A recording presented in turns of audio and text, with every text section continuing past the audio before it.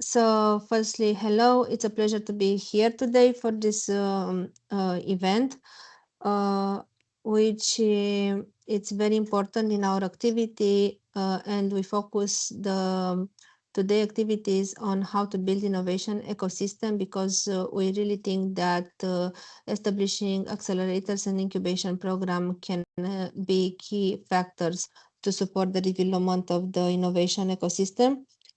So next slide, please. I think all of us are familiar with the concept of innovation ecosystem, but I want to set somehow the scene for the presentation. In our activity in the Romanian Development Founding Innovation Agency, we use the term of innovation ecosystem to refer to a dynamic network of actors and institutions, including universities, public authorities, corporations, startup accelerators, business in general, investors, and also NGOs, and but also media, mentors, foundation, and so on. So we have conducted some studies, and we noticed that high-performance national entrepreneurial ecosystem are observed in countries of small dimensions because here it's easy to have strong collaboration. Next slide, please. So we have conducted two studies.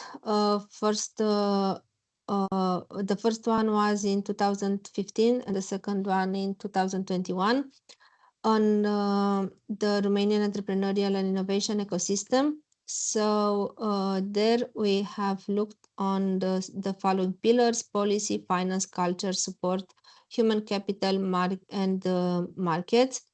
And in terms of interaction, because accelerator and entrepreneurship ecosystem, we have taken into consideration mentors, investors, and startups, which can have a common ground in an accelerator, for example. Next slide, please. So why innovation ecosystem matters? Because in an ecosystem, the organization support each other so they can work together and survive. And also they can develop. This collaboration can take many forms, from events, promotion, sharing resources, and so on. And they can help the actors to produce more on their work. So to generate an active flow of information, capital, and talent. um, there are some ideas that can evolve when there is a collaborative environment, and we think this collaborative environment can be a pathway for more innovators and entrepreneurs to launch new products and solutions. Next slide, please. Also, we think that innovation ecosystem create an active flow of information and resources for ideas to transform into reality. And we should see all this as a process that can help build expertise, can help have diverse activities, enable business and innovation actors to better meet customers' needs, and creates more economic stability and also shared prosperity in our opinion, because they can help the innovators to have a smart allocation of resources. Next slide, please. Here we have the difference because between an innovation ecosystem and a startup ecosystem, and they are very similar, but we can see that innovation ecosystem it's more related to how to transform research into solutions that can be used on the market.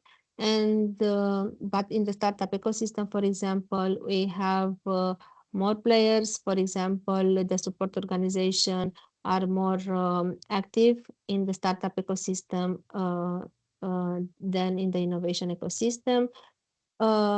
So this is a feature that can be also translated from the startup ecosystem to the innovation ecosystem in order to build a strong one. Next slide, please. In terms of financial resources for entrepreneurs, access to financial capital is essential for innovation. And here it's a picture that it's a result of our work in the studies. We can see here that entrepreneurship and innovation can be financed through national programs, through venture capitals, private equity, microfinance, European funds, um, family of course family and friends, angel investors, banks, and crowdfunding, that it's also um, new, somehow a new financial sources, but it's very important in some fields to take this into consideration when we talk about access to finance. Next slide, please. So if you think how to build an entrepreneurship and innovation ecosystem, we must be intentional in our approach. And here it's a simple but yet powerful framework, because we think firstly on engage local entrepreneurs and support them to become angel investors, for example. Help, because we can help local entrepreneurs to scale locally and within their own communities. Is on leveraging support organization with already existing ties to the community. It's about use, because we can use lower cost of living, for example, in Romania to attract human capital in at I don't know, global or regional talent, and to promote, because it's very important to promote the right models in the community that can reflect the values and the vision. Next slide, please. So why Romania as a case study? Romania stands as a strategic intersection as an European Union country with an Eastern European gateway advantage. And it offers strong technical talent, mainly in computer science and engineering. We see here a growing venture capital interest across Eastern Europe. It's about the rapid development of digital infrastructures and entrepreneurship education, and a vibrant mix of grassroots energy and institutional support. Next slide, please. Uh, Also, when we talk about innovation ecosystem, we think it's very important to talk about stakeholders. And here there are some examples from Romania. We have some startups that are mainly focused on engineering and digital work. We have universities, because here we have large academic hubs, for example, in Bucharest, Cluj, Timișoara, and Iași. We have corporates, Orange, Romanian Commercial Bank, Microsoft Romania, UiPath. Accelerators and incubators like innovation labs, accelerator, Rubik Hub. We have venture capital and also angel investors. Example of networks: GameMinder, Early Ventures, RocaX. Government support also. We have some national programs, for example, Startup Nation, but also European funds that are managed by the Regional Development Agency. And we have some NGOs, for example, Impact Hub and Accelerator, but these are only two examples. Together, these actors form somehow not the name, but the type of actors form the backbone of Romanian's innovation economy, because when you discuss on how to develop it, we need to take into consideration all these actors. Next one, please. So we have some promising practices supporting the innovation ecosystem. Next slide, please. Uh, we have, for example, the Innovation Cafe, which is a platform for idea exchange. Next slide, please, because I want to be in time. We have Accelerate Romania, which is a platform that is dedicated to empowering startup acceleration. And here we put on the map and bring together all relevant actors in the innovation ecosystem, tell them success stories, and create a good space for development. Next slide, please. Next slide. Here, what is important to keep in mind for Accelerate Romania is that great stories happen to those who can tell them. And our platform aims to strengthening the ecosystem by telling the good stories, because success fits success, but only if it is recognized. Next slide, please. We have the studies on the Romanian entrepreneurship ecosystem starting in 2015, the first exploratory study by our organization, the Romanian entrepreneurial ecosystem. At that moment, we have introduced the Romanian Entrepreneurship Index and was 4.5 from out of 10. And then we have the study again, with an improvement in terms of entrepreneurship index of to 5.8 out of 10 points. And the study helped us to have some key recommendations for ecosystem development that we had the opportunity to introduce in the national strategy for research and innovation. Next slide, please. Also, we have a Policy Accelerator Hub that is an initiative new in Romania, through which we support people in universities to participate in solving existing challenges and to develop business plan and public policies. It was created in partnership with a national university, and we have the opportunity to replicate it and hope to have a new edition next year. And this is a model that it's a promising practices for creating a collaborative space in which students learn to develop public policies, following all the steps from ideas to the presentation of the policy development developed in front of decision makers. Next slide, please. We have the BrainMap platform that is the platform mapping the Romanian research and innovation landscape. Also, next slide.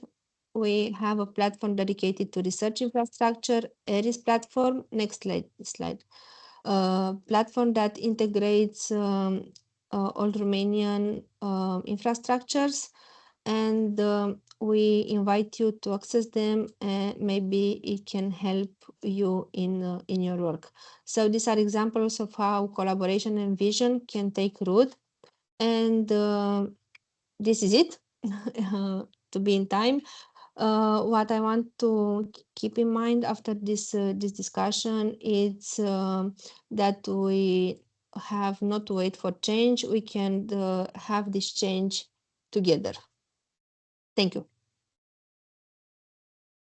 Thank you, Raluca. I find the presentation very clear and very, very useful.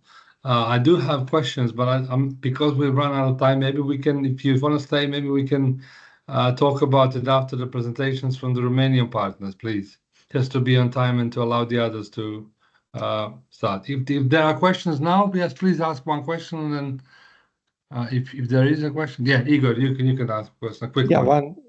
Thank you for presentation, and maybe just I want to know more detail about, for example, of cooperation. You say like you have innovation ecosystem, you have startup ecosystem. How you collaborate, and also this is one, and another maybe shortly about budget. You say they are generate, probably as an agency you generate some fund. How you distribute it, and how is interlinked your fund with the potential user. Just a little bit, because for me was not such at that point totally clear.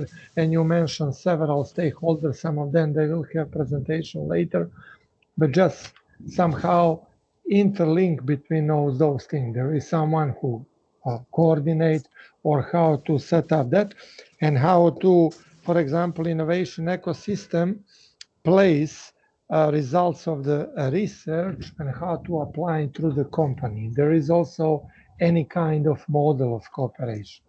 It's several questions, sorry. Yeah, But I so find I useful. I know that Andrei running Well, for time, but yeah. So I'll try to be short. So our main activity is to manage the national funds allocated to innovation and to distribute through dedicated funding instruments to the innovators in Romania. But in developing these funding instruments, we have to take into consideration the provision of the National Strategy for Research and Innovation, which is set the direction of how to direct these funds. And when we have built the National Strategy for Research and Innovation, we have incorporated all the feedback received by the stakeholders through the entrepreneurial discovery process, and also the results and good practices that exist at national level. And in terms of collaboration, we have some dedicated instruments. The most recent was a tech transfer festival. It was a competition starting in December last year, and now the projects are in the contracting phase and implementation. So that founding instruments support exactly the collaboration between the innovation actors in the ecosystem, helping them to make more visible the research, the results of their research, and also to enter in contact with potential clients, big companies, business, that also have the opportunity to present their needs in front of the researchers. So shortly, this is Okay. the link. Okay. We'll come back after the Romanian slot, maybe for a discussion.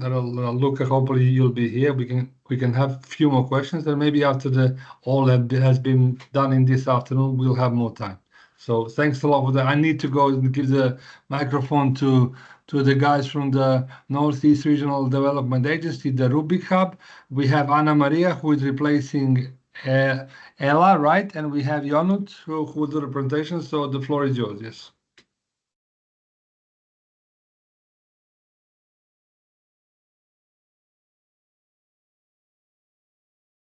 Hello, everyone. Can you see my screen? Yes. Yes. Yes. Okay. Just press present mode. Yes. So hi, everyone. I'm Anna. I'm a community builder at Rubik Hub, and I'm excited to take you on a journey through who we are, what we do, and how we are supporting startups and entrepreneurs to thrive. Today are my colleagues, Ionuț and Roxana, joining me. So they are also happy to answer any questions you may have. So I will start with a question. How did we realize it was time for something like Rubik Hub in Romania? It all started with a simple but powerful question. What's holding back the entrepreneurial spirit in Romania? After analyzing both the regional and national startup ecosystem, we discovered some recurring challenges. Things like too much individualism, not enough entrepreneurial education, and a limited vision among many founders. On top of that, there were very few places offering real support for early stage businesses. Because of all of this, Romania was seen more as an outsourcing destination than a hub of innovation. And unfortunately, that meant many talented people choose to leave the country looking for opportunities elsewhere. So a first step in solving the identified issues was the opening of Rubik Hub, the first co-working space in the Northeast region in May 2017 in Piatra Neamț. Initiated by the Northeast Regional Development Agency, it was built with 120,000 euro from local company sponsorship, establishing from the start a public-private partnership. Experienced entrepreneurs quickly recognized its value as a much-needed support structure for Romania's startup ecosystem and economy. The Rubik Hub concept goes far beyond the physical co-working space. It's a broader initiative that, through its programs and activities, stimulates entrepreneurship both regionally and nationally. At the time of its launch, the regional startup community was nearly non-existent. Rubik Hub set out to build an entrepreneurial ecosystem supported by a strong community, one where people could connect, access educational support, and be encouraged to develop startups with global scalability potential. Rubik Hub uses the build, measure, learn loop from Lean Startup, constant feedback from mentors and peers, and encourage safe failure and fast learning cycle. Our top priority became building a strong, value-driven community to scale their support and provide real-world entrepreneurial education. Community members were selected based on shared values. And these shared values, guided by the principle, give before you get, and seen as role models due to their integrity and results. It all started with the desire to live in a world where every person reaches their full potential and creates a positive impact around them, a desire that quickly became Rubik Hub's vision. From the beginning, Rubik Hub defined its mission as developing and uniting communities to inspire, educate, and accelerate startups so they can grow into globally successful businesses. What brings us together, mentors, partners, startup founders, are the values. Driving real impact, being optimistic and positive, always be ready to go the extra mile to achieve the mission. Having integrity, we keep our promises and deliver. We act now and proactively tackle challenges because we know that complaining won't improve the ecosystem. Executing on our ideas and promises will. And being an overachiever, having a growth-oriented mindset and making things happen, we are ready to embrace new challenges, being adaptable, comfortable with uncertainty, eager to learn, and have a desire to make a positive impact. And of course, give before you get, and a community spirit, we are in this together. In a short period, since its launch in May 2017, Rubik Hub has proven its ability and commitment to carrying out its mission at regional, national, and international levels. It began by developing and implementing a series of programs and projects dedicated to Romanian's startup community. Many were pilot initiatives, offering the chance to test and validate their impact. These programs align with the different growth stages of a startup and target various groups: students, aspiring entrepreneurs, and startup founders alike. Because at Rubik Hub, we believe in the transformative power of education, mentorship, and access to resources. Through our comprehensive programs and unwavering support, we guide startups on a journey of self-discovery, equipping them with the tools and knowledge needed to thrive in today's competitive landscape. We are here to help startups succeed. Through personalized mentorship, valuable network opportunities, and access to funding, we are dedicated to supporting every step of their journey. Since 2017, we have the privilege of working with over 300 startups. More than 4,000 people have taken part in our programs and in the 120 plus events we've organized. None of these would have been possible without the support of our incredible community of over 250 mentors. And if you ever visit Piatra Neamț, we warmly invite you to stop by and experience our co-working space. It's where ideas come to life and connections grow. The hub offers a great location with everything you need to feel connected, comfortable, and collaborative, a spectacular outdoor opportunities, and friendly people. Now, I will show you some startups. Okay. Okay, yeah. Okay, so here are some of the startups that are now part of our community. We support a wide range of sectors. Many of the startups in our community came from diverse industries. Why do we embrace multiple verticals? Because innovation can come from anywhere, and we believe in fostering potential wherever it arrives. Okay. About this complete startup journey. At Rubik Hub, every program we design is rooted in a clear and intentional concept, community-led growth. This approach is more than a methodology. It's a philosophy that guides how we support startups, engage mentors, and activate meaningful long-term impact. Community-led growth means that the people who make up our ecosystem, founders, mentors, partners, alumni, and team members, don't just participate in our programs, they shape them. Growth isn't something we impose, it's something we co-create. We believe that lasting growth comes from mutual learning, collaboration, and shared responsibility.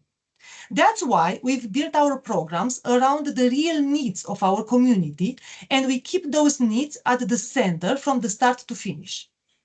Each of our programs follows a structure that reflects this mindset. We begin with scouting and listening, understanding what funders truly need, what problems they are trying to solve, and what gaps them face in scaling their startup. Then we activate our community to respond through mentorship, tailored workshops, networking, and even emotional support through coaching sessions. In this way, our mentors, many of whom are former or current founders themselves, become not just advisors, but true companions in the startup journey. The community-led approach also means that value flows in all directions. Founders learn from the mentors. Mentors grow through exposure to the fresh ideas and young entrepreneurial energy. Investors discover early-stage talent in a space built on trust. Even our team members evolve alongside the community, drawing constant inspiration from the connection we help foster. And another essential element is peer-to-peer learning.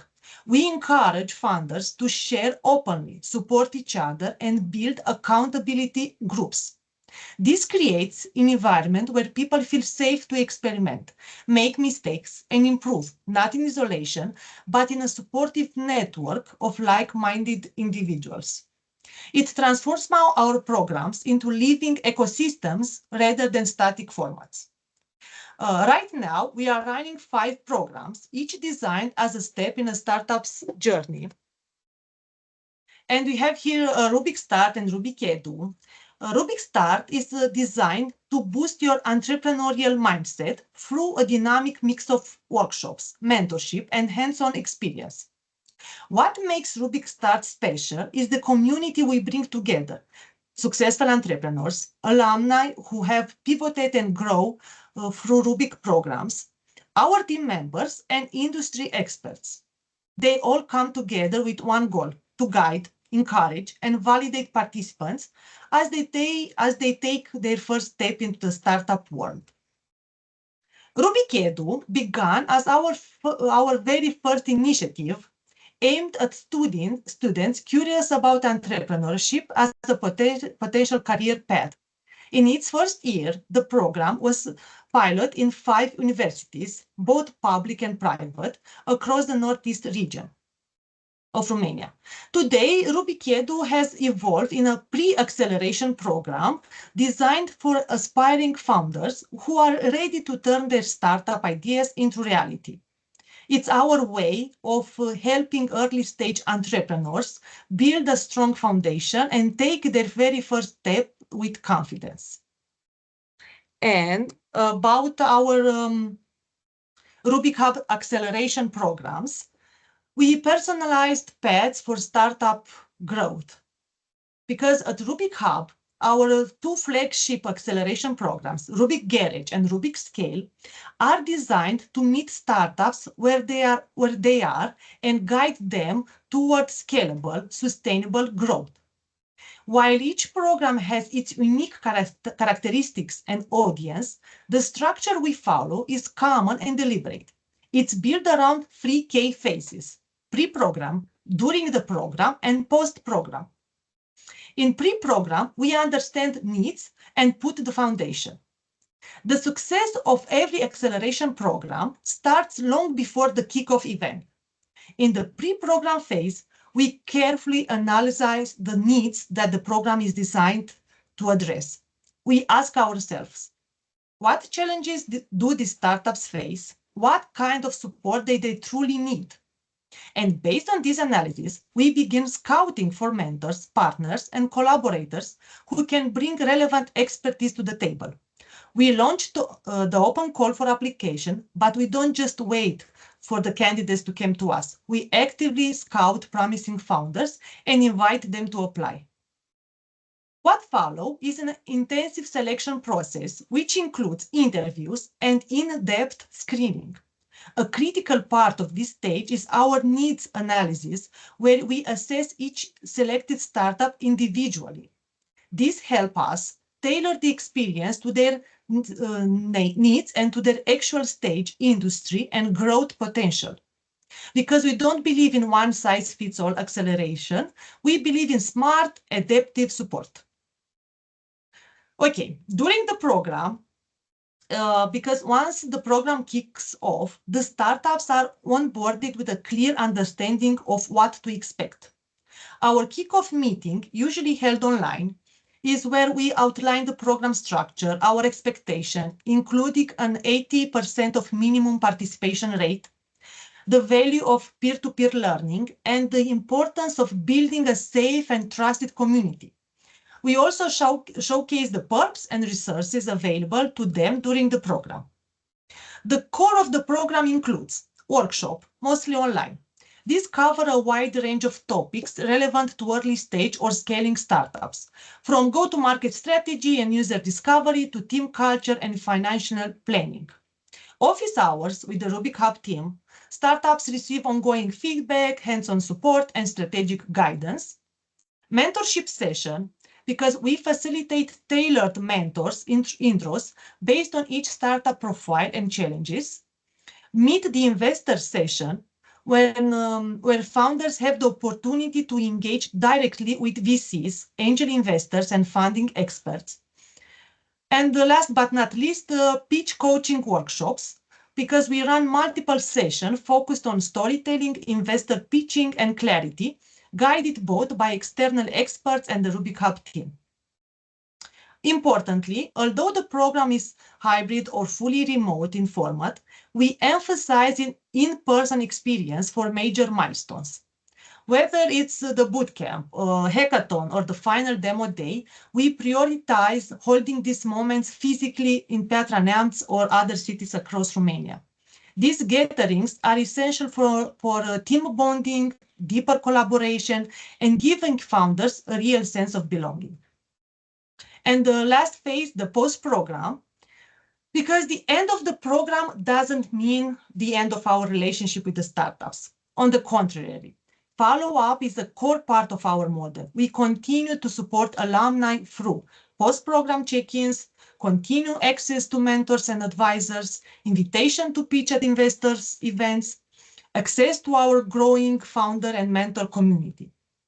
We believe that long-term impact happens through ongoing support, not just for bursts of intense acceleration.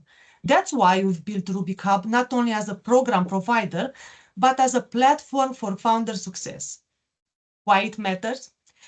By offering programs that are founder-focused, need-based, and community-driven, we create authentic experience that helps startups grow, not only in funding or revenue, but in resilience, clarity, and purpose. But I'm sure that the video tells more than me, so I will invite you to watch an after movie of one of these acceleration program. I hope. Yeah. Yeah.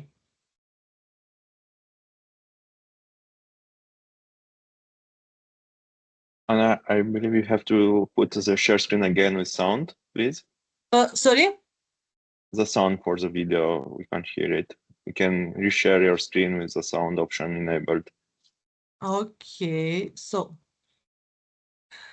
Stop I'm share. top share. Okay, and now I'm sharing again. Yeah. Yes, and you have toggle. Include sound. with- Yeah. I Yes. found. Okay. And okay. As you imagine, Teams, Microsoft Teams is not our preferred platform. I'm sorry for that also. Is it working? All good.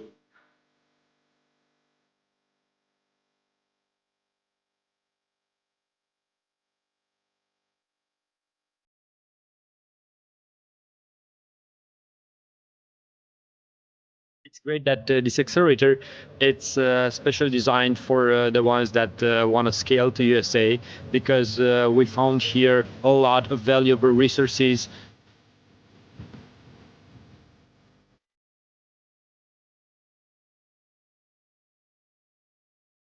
A lot of connections and a lot of networking that we can do through Rubik Hub to be able to enter the US market. And I think the opportunities here are really strong for us.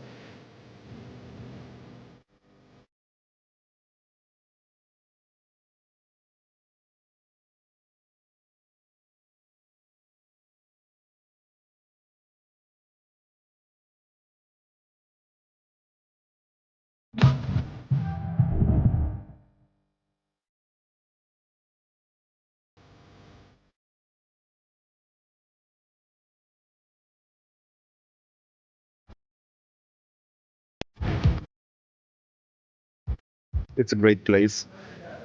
It's a great community. This is a cohort of startups that are seriously thinking about going to the US. One of the highlights was meeting the community and meeting the Rubik founder and all the knowledge transfer, getting to know the mentors.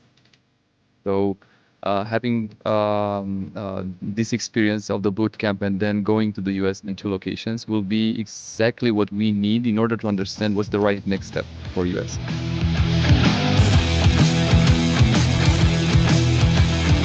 I think being a founder is a lonely job, and if you can get smart people around you and this type of communities, you can learn so much faster and avoid some of the mistakes. And Rubik is one of the most amazing communities out there.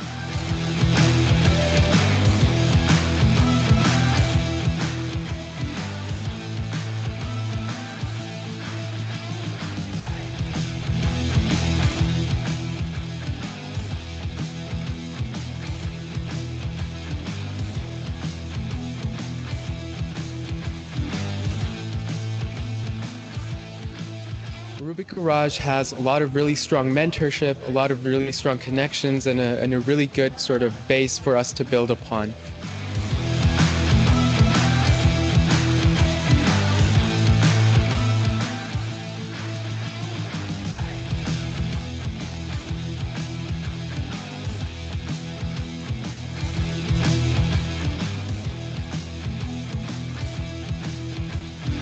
Start by coming to the Rubik Scale to USA program, so that when you go to the US, you already know what you're doing and you can navigate gracefully everything that you need.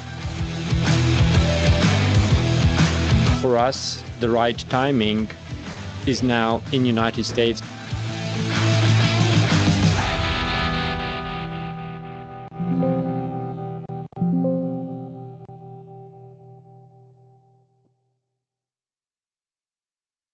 Okay.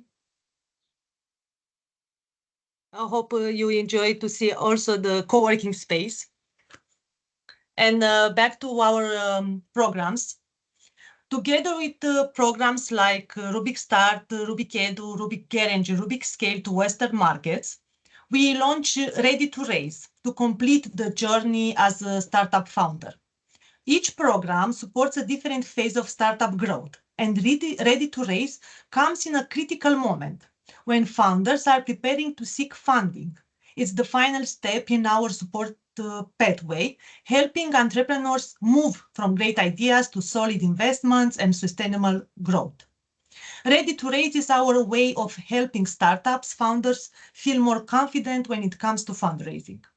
After working with over 300 founders, we've seen how overwhelming raising money can be. It's exciting, but also full of uncertainty. That's why we built this program to guide you step by step. It's split into two clear stages: investment readiness, where you get your startup and your story investor ready, and raising investment, where we support you in connecting with the right investors. So you don't have to do it alone, because we are here to help you prepare, pitch, and grow. And last but not least, we have Raw Startup. Raw Startup is an initiative that brings together all the key players in Romania's startup ecosystem, because we all share one big goal: to see more Romanian unicorns emerge. Through Raw Startup, we work hand in hand with founders, investors, accelerators, hubs, public institutions, and international partners to build a strong, more connected startup landscape. We support this through community-driven programs, smarter policies, global exposure, and funding tools, all designed to help startups grow faster, and shine on the global stage. Okay, and we organize events, because we also continuously adapt based on feedback. And each edition of our programs is improved with insights directly collected from participants. This iterative mindset ensures that our offerings remain relevant, inclusive, and impactful. By involving the community in co-design every step, we not only stay aligned with their evolving needs, but also increase ownership and engagement across the board. Ultimately, community-led growth empowers everyone involved. It drives startups toward scalable success while reinforcing the values of empathy, generosity, and collaboration. At Rubik Hub, we believe this is the future of entrepreneurial support, not top-down intervention, but collective elevation. Because when you grow together, you grow stronger, and for us, that's the most powerful kind of impact. For the past years, we at Rubik have been creating authentic experience that have built and continuously strengthened a strong and impactful startup community. Our mentors are a core part of that journey. They embody the spirit of "we are in this together" and "give before you get." That's why we create dedicated events for them to recognize their impact, nurture our connection, and continue co-creating meaningful experience that empower the next generation of founders. And I invite to watch a short after movie of one of these events who took place in Piatra Neamț. Okay.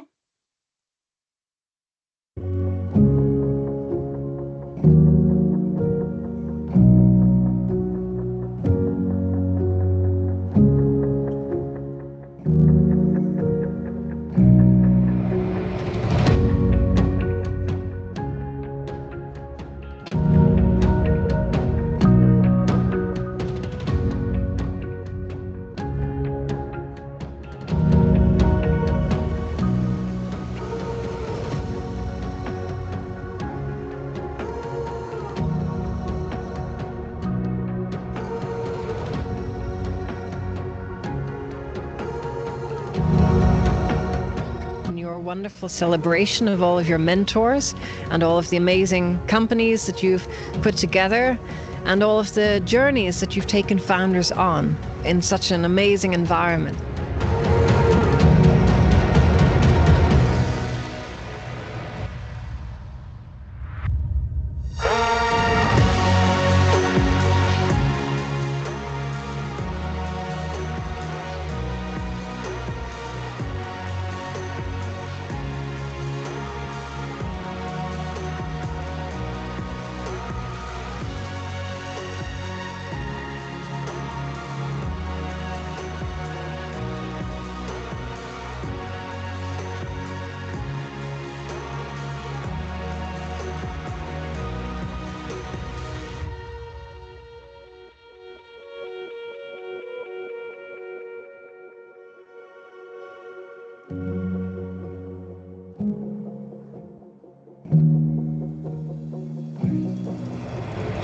Este un cadru excepțional de a interacționa cu startup-urile.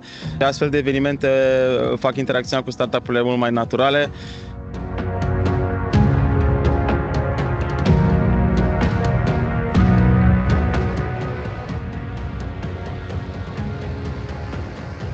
E o comunitate, în opinia mea, singulară în spațiul de startup-uri din România.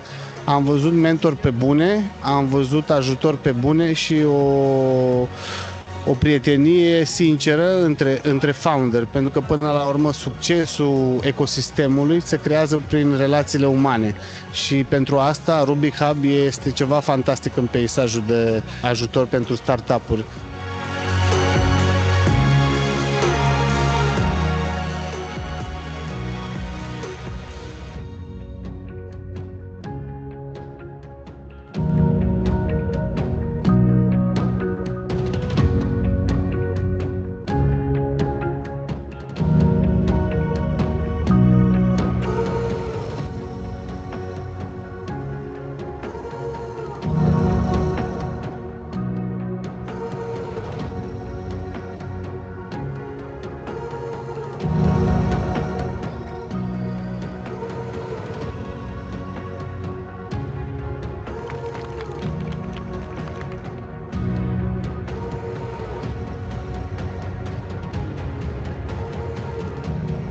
People tend to forget everything, but they never forget how you make them feel.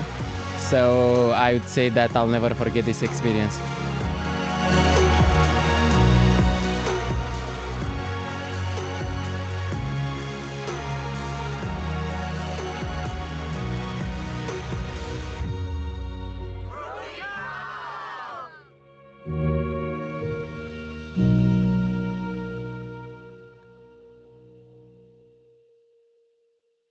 Okay, so in the end, I just want to share some tips and tricks from our experience.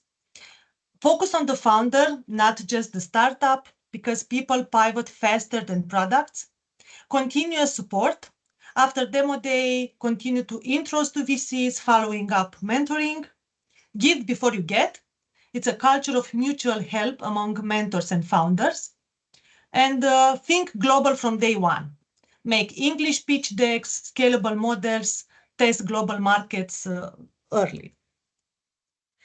Since 2017, Rubik Hub team has grown significantly. Today, we have 19 colleagues working both from our headquarters in Piatra Neamț and remotely. While we come from diverse backgrounds and have different passions, what brought us together is Rubik Hub's vision. And what keeps us united are the shared values that guide our team culture. We equally value both of our differences and similarities. Our diverse perspectives help us grow, while our common ground help us grow together. This balance what defines our strength as a team. We believe that the success we have had so far has had to do with the fact that we understood from the beginning that collaboration is the key word that we had to bet on. We have surrounded ourselves with people willing to help unconditionally. Startup founders, professionals, mentors, volunteers, representatives of the public or private academic sectors, investors, and believers. For more details about Rubik Hub, feel free to contact us via email or LinkedIn. Our team is here to support you because we grow by growing together. That's from our part. But thank you. If we still have time for questions. Yes, thank you. Yeah, I will give it to the others maybe for a few questions.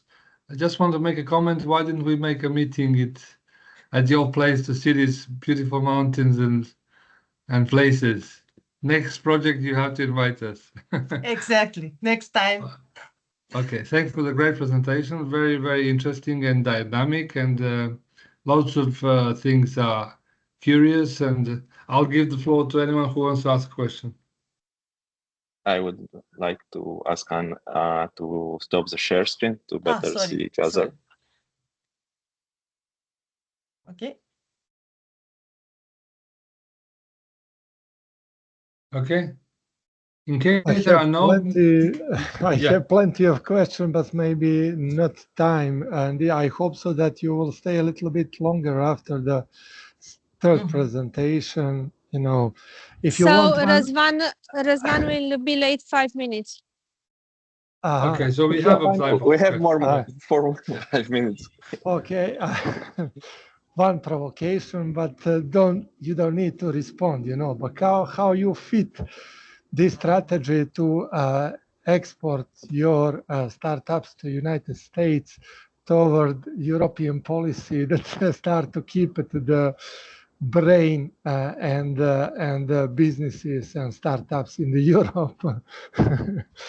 Well, this is just part of the maybe I'm joking, but yes, if you have strong support from United States, I would like because to you give say the answer still. For me, it's easier if I have a different or give the answer of a question. Basically, the scale-up accelerator, it's addressing scale-up startups who want to expand internationally. We work from day zero with startups, promoting the idea that they have to think globally about their business model, even if it's their inception, at their inception. And of course, what you witness in the presentation in the after movie, it's one of the addition. US, it's a big market. It has a great potential, but it's not the only market. So basically, with all the uncertainty which happens in the last year at least, so basically, this edition for this year, as Anna Maria said, we iterate every edition. This edition focused on scaling in UK actually, which again, it's a very big market, and there are a lot of experiences startups can experience in the end, scaling in UK as a launch pad towards other markets also.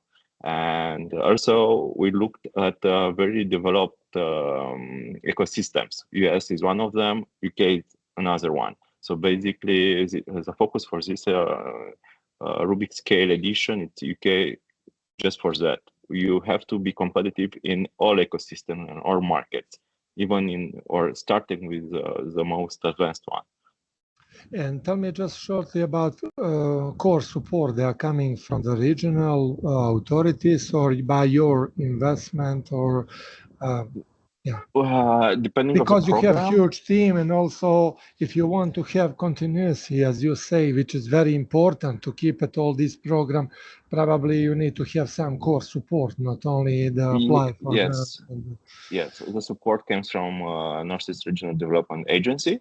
And looking at more advanced programs, our acceleration programs, we look for partnerships. And for those programs, at least we can say that it's 50% public from Northeast RDA. That means operational support usually.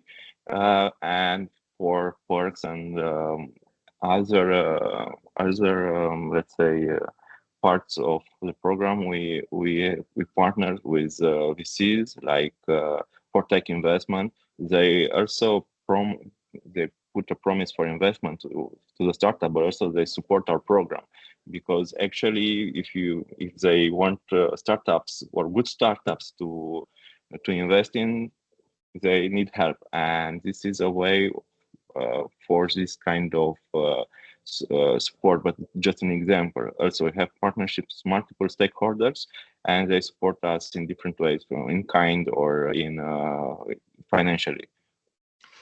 You mean for the from the startups or community or from other in your request? And do you have any business model with the startups if they succeed? Any obligation toward your Rubik Hub? It's something we explore right now. Again, being part of North Regional Development Agency, there are some things we can't, let's say, do on that part or something. Exactly, but again, for the more advanced programs like Rubik Scale and Rubik Garage, we are looking at different business models and trying to test, validate ideas in which we can make them more sustainable on long term. Thank you for a wonderful presentation. Welcome, and we are waiting for you at Piatra Neamț. So. We can organize only that part, like in the nature or something like that, but also we have some infrastructure, but we are trying to growing, yeah, but learning from the good example as you are, as you have. Maybe one more question, relation, because in your presentation you didn't mention too much cooperation with other ecosystem from the previous presentation. They have like that kind of innovation ecosystem. In which level you cooperate? I mean, any support direct and or something else? I'll try to give an answer on that part also. Basically, what I found very interesting in Romanian landscape regarding startup ecosystem, it's the collaboration between different enablers from the ecosystem. And that happens long before, let's say, what we witnessed today for those two presentations. And it's something which came out naturally, in my opinion. I joined Rubikab like 6 years ago, and one of the main reasons I did it was because I saw this kind of collaboration. And basically, we know about each other, we support each other in initiatives, we are mentors in other programs, or let's say from our other neighbors that are mentoring in our programs, startup from our programs. And we recommend startups from one program to another based on their needs and their, let's say, stage. And in fact, actually, this is the main reason for which Startup started as a project from Rubikab. Based on this collaboration, it's a project which was supported by European Commission. Actually, it's an association form right now, and his idea for startups is to support enablers from the startup ecosystem, and it was a bottom-up approach during that part. So basically, all the collaboration we were mentioned, actually, it's formalized in the Startup Association. Okay, I'm visiting Russia at the end of this month. Maybe if you will be on the way, maybe I can visit you. There are 3-hour drive, but if you have time, we are happy to. Yeah, but from Montenegro, it's much more because you're coming by car. Okay, all the best. Okay, if there are no more questions, let's see what's happening with the next presentation. Luca, is Razvan coming soon? Connecting? Is everything okay?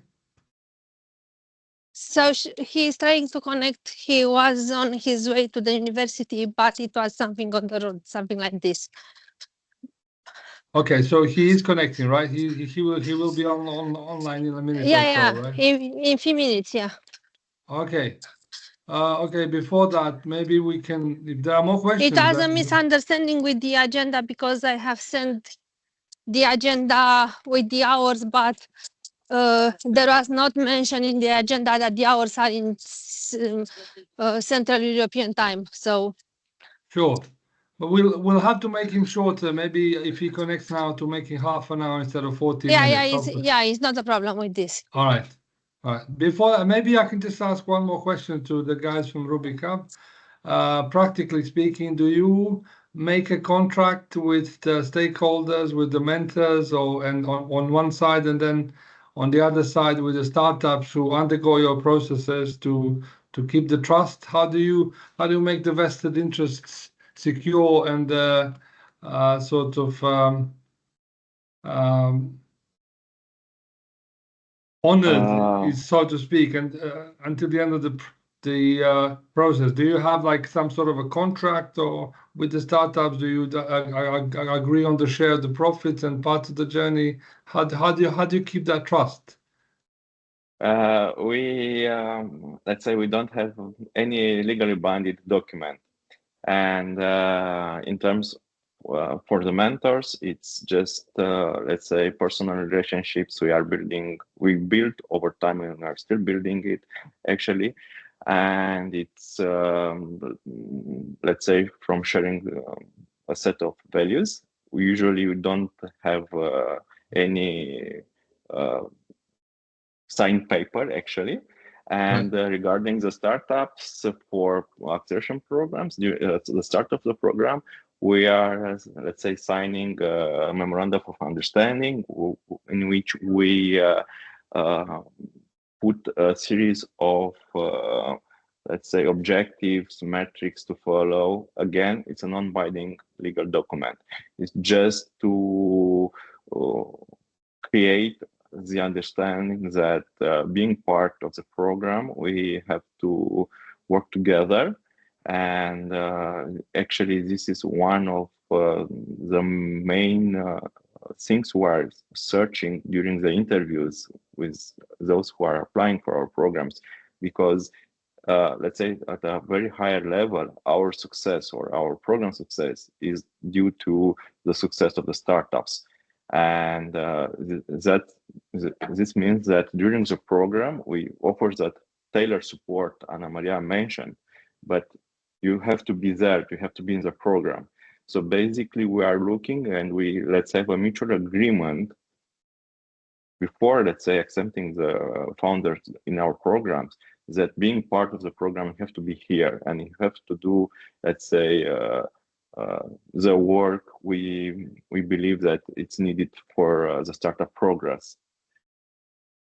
All right. So basically, we explore a lot about the value we are promising to the startups, and also we want to match their needs, their objectives with what is happening during a program actually.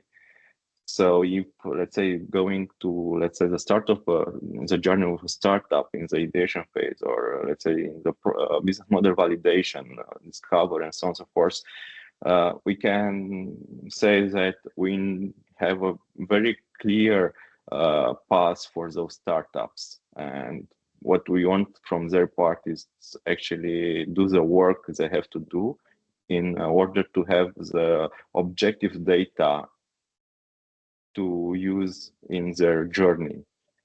For, let's say, accelerator programs, the needs are a little bit different. It's perhaps they're on the seller side or the investment side, on growing team side. So basically, we look forward in adding value to those startups. Okay. So what is the expectations from the investors, like angel investors and things like that? How do they expect a return, or are they happy to kind of experiment and risk if they go through your programs? So basically, in Romania, there are a few angel investment communities. They are looking, of course, at let's say at least the MVP stage for the startups. What I can say is they understand the fact that they have to support those startups, even if it's very risky in terms of return of investment for them, because in the end, if you want to have better startup, you have to have more startups, and in order to have more startup, you have to support more ideas. So this is for the let's say business angel side. On the side of VCs, they are looking like in the pre-seed, mostly here in Romania stage, even seed stage, but also they understand they have to give support to program enablers or startup enablers, Rubik Hub or others. So they have this understanding. We have one of the hashtags Ana Maria mentioned, we are in this together. And this means that it's not just us, startups and investors, but also other enablers from the ecosystem, other, let's say, public institutions or academia and so on and so forth. So basically, all of us have assumption. We experiment on those assumptions, like in the startup world, actually. And we we try to discover best practices and to share across the ecosystem. For example, in Cluj-Napoca, there is a program which is supported by the Cluj-Napoca mayor, actually giving, let's say, or funding idea stage startups, giving grants on not even equity. So basically, there are initiatives. We try to discover best practices. And actually, one of the reasons we shared our story is that we consider it perhaps it's the way we grew on these years. I don't know, 10 years ago, perhaps there were like the number of the startups in Romania. You can keep in mind there are not so many basically. Like in 2010, there were 10 startups perhaps in Romania. Nowadays there are thousands. And that's all because of the enablers or the programs of the enthusiasts who understood that being give before you get, and wearing this together, it's an important part if you want to see more, let's say, more successful startups. All right, thanks. Okay, so we are running. There is a problem with our schedule now because we are late. Maybe so we can give Andrei 10 minutes break, because give more space and not force. If there is some other question, maybe somebody also from the previous presenter. If not, maybe let's see with Raluca if we are really going to have Razvan connected now, or shall we have a break? Okay, cool. I'm here. Yes, he's here. All right. Razvan is here, so okay, great. Razvan, because you were late, we might need to reduce your presentation from 40 minutes to 30 minutes. That's okay, just to be yes. All right, the floor is yours. In the Innovation Labs Romania. Okay. Perfect. Okay.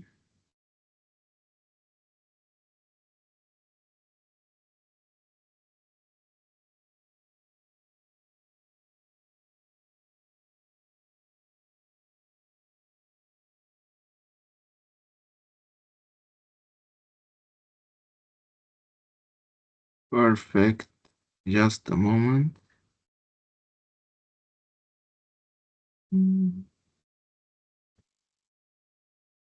Okay, I hope you can see the presentation. We are going to speak about Innovation Labs Romania. The biggest, what we think is the biggest pre-accelerator here in Romania, and also in the region maybe. What we are now, Innovation Labs has 13 years, so started in 2013. These are some numbers from the last 12 years. So more than or around 700 accelerated teams during these years. A lot of minimum viable products. The teams that went through Innovation Lab, so as we are a pre-accelerator, the teams usually start at Innovation Labs, then go to other programs like Launch Romania, the Rubik programs, the Cluj guys programs, Timișoara, and so on. So out of all the companies that entered Innovation Labs, 9 of them has exited. Just a moment. Okay, nine of them exited. 50 of them are still active. And we are so Innovation Lab started in Bucharest, in the University Polytechnic of Bucharest. That is the biggest technical university in Romania. Then expanded to 19. Now we are in 21 other universities. I hope you can see here the map.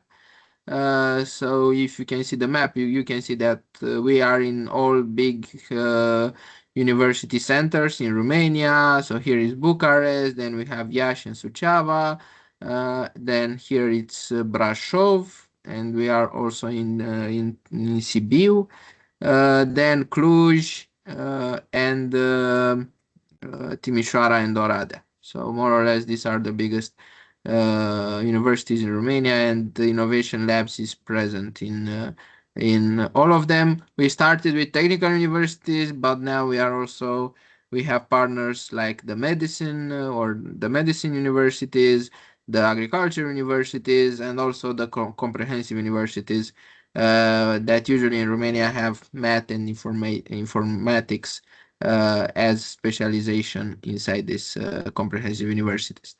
The main focus is on students and how can we make students grow in all of these soft skills. But with years, we also added researchers. So we have a spin-off category, and we also added people that went through innovation labs in previous years, and now they wanted to come back for the network. So how it's built, we have usually a hackathon that is in Bucharest, Cluj, Iași, and Timișoara. This hackathon is the gateway to the program.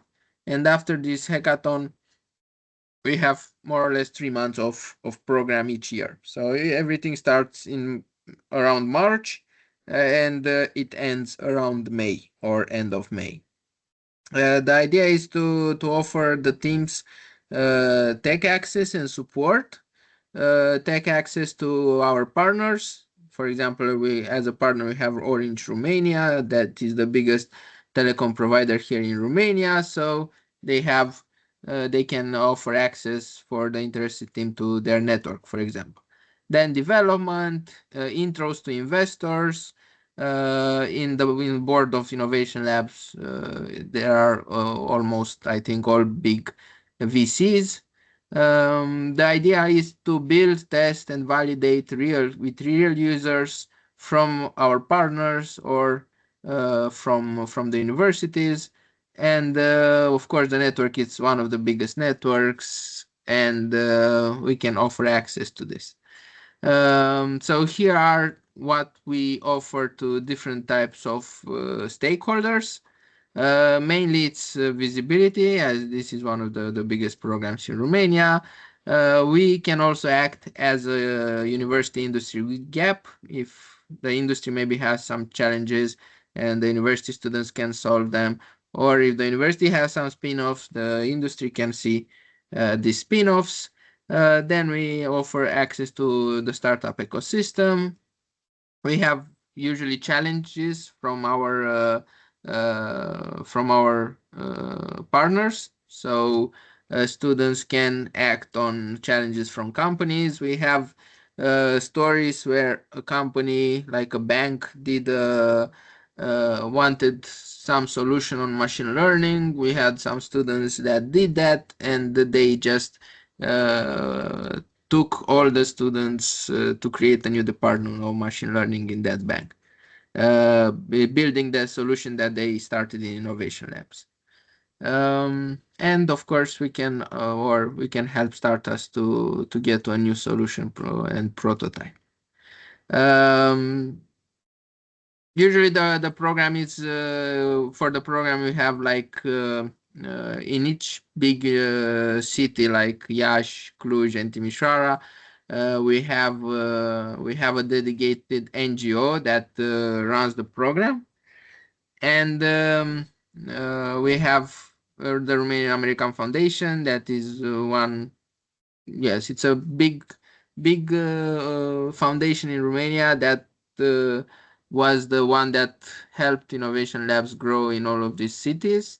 Then we have Politehnica Bucharest, and Early Game Venture. It's one of the VCs that is a partner of innovation labs. These are like the partners of the program, like the main partners. Then we have different type of partners. So this is all of them are from industry on different locations like Iași, Timișoara, or Cluj.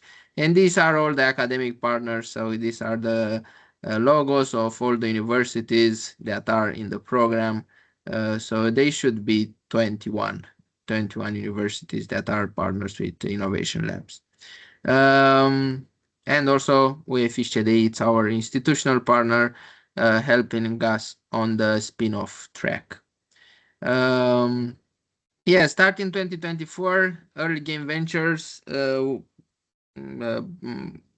started a strategic partnership with Innovation Labs. So at the end of Innovation Labs, one of the team will get 500,000 euros investment. So this is at the end of each program each year. So this started in 2024. These are some of the alumni. Yes. So and here are from the Romanian newspapers. How much did they get? Yeah. So Romania, I don't know, Vatistec, 650,000 euros in new funding round. Cisco AI 800 and so on, 1 million and so on. Usually all of these startups or innovation labs for all of these startups usually is just the first step, as we are a pre-accelerator. After us, they are going to a lot of other more programs to gain more knowledge, to scale up, to incubators and so on. So these are also some other figures from 1 million to, I don't know, 800,000 and so on. So these are some of the exits. What we propose, so we have several tracks like agriculture, blockchain, cybersecurity. So usually the solution should be inside one of these tracks. And we have three types of teams. Student-driven team, so these are mainly students teams. Then we have university research spin-offs. And we have senior teams. Senior teams, there are teams that went through innovation labs before and they like it so much and they want to come back. But the senior team also have to have at least one student. So this is because this is one of our main focuses, education for students. So the participants should go through some key topics like customer development, prototype development, testing, and to arrive to a minimum viable product that will be showcased in our demo day that is usually end of May. And this is somehow a timeline how it looks. So it starts in March with all of the hackathons. Then from the hackathons we have, I don't know, 77 teams, for example, from 184 teams. In the end, we get 77 that go through the program. We have in May one semifinal, 42 teams, and then we have the final that has 17, 16, 17, 18 teams that are pitching for the 500,000 euros investment price. Also, the team in Innovation Labs has a group of psychologists that are also university professors, and they did a study, impact evaluation of entrepreneurial training programs, and 2013-2018. And these are some of their findings based on the students that went through innovation labs. So 30% more entrepreneurial positions. They get 30% more than people that didn't went through innovation labs. 72% more teamwork skills, 31% more interpersonal relationships. And I have also some slides about the Romanian ecosystem from Activize. Activize, they are doing a lot of these things. So this is just for you to see how the Romanian ecosystem looks. Yes, these are venture capital investment in Romania. So you see how it looks. So these are like number of total deals, and these are like the best deals that went through to venture capital money through startups in Romania. This is how the Romanian startup ecosystem looks like in terms of investors. So here you have all the venture capital funds. This is also from our friends from Activize. So these are all the angel networks here. And this is the Romanian Startup Ecosystem Program. So these are more or less all the programs that are run in Romania in different cities by different organizations and so on. So this is also a slide from Activize. So these are more or less all of them. I think you met Rubik. Yes, you met us. But there are also some others, and more or less we are all together in different association, like the Raw Startup Association or other this one. The Raw Startup Association mostly gathers all of these people that are on this side. And also here are some like every university in Romania by law has to have an entrepreneurship center, and these are the logos of some of the entrepreneurship centers from universities in Romania. And I think this is it, my presentation.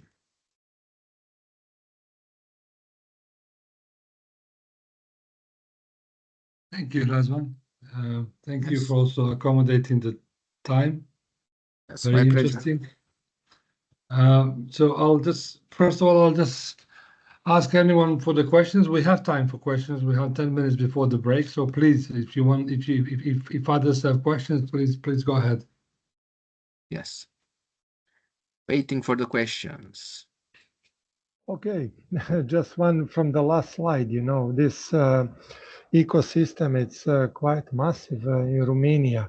Actually, because you're following all this, why is, I don't know, initiation for development such a massive, engagement and different actors as a support organization or incubator and accelerator? Who, I don't know, what was the initial and starting point? How start everything?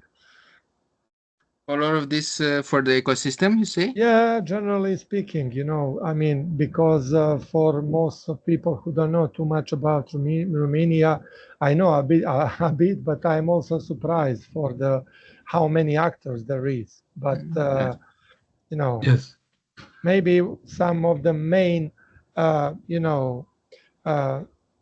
push forward, actors who create all this ecosystem in Romania. Who is guilty?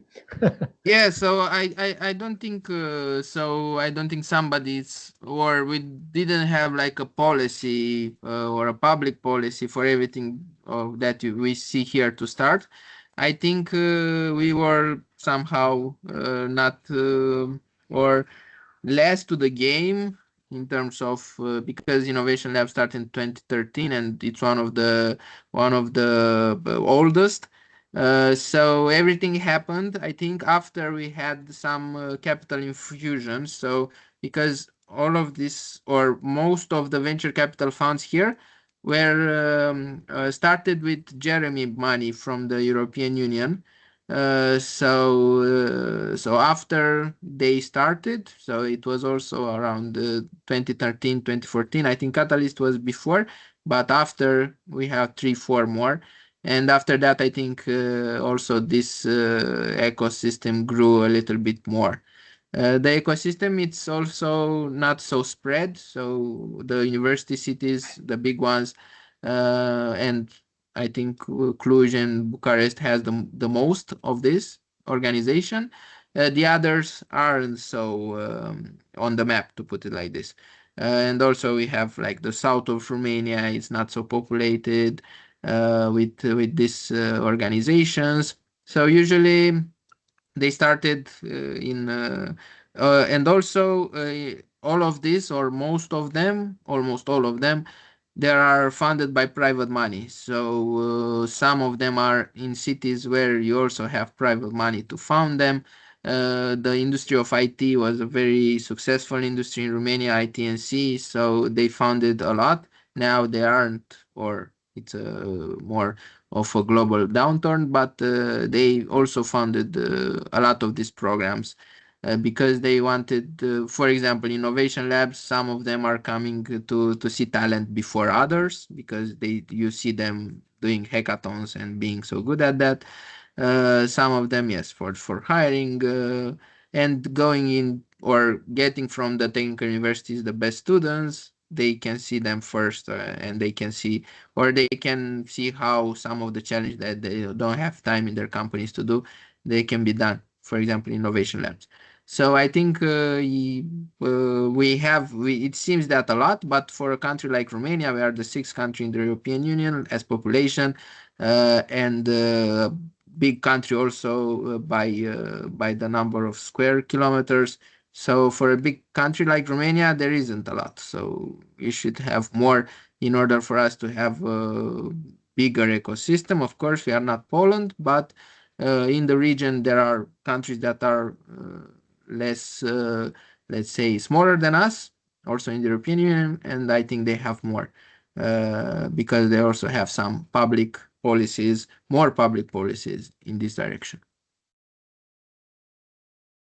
Thank you.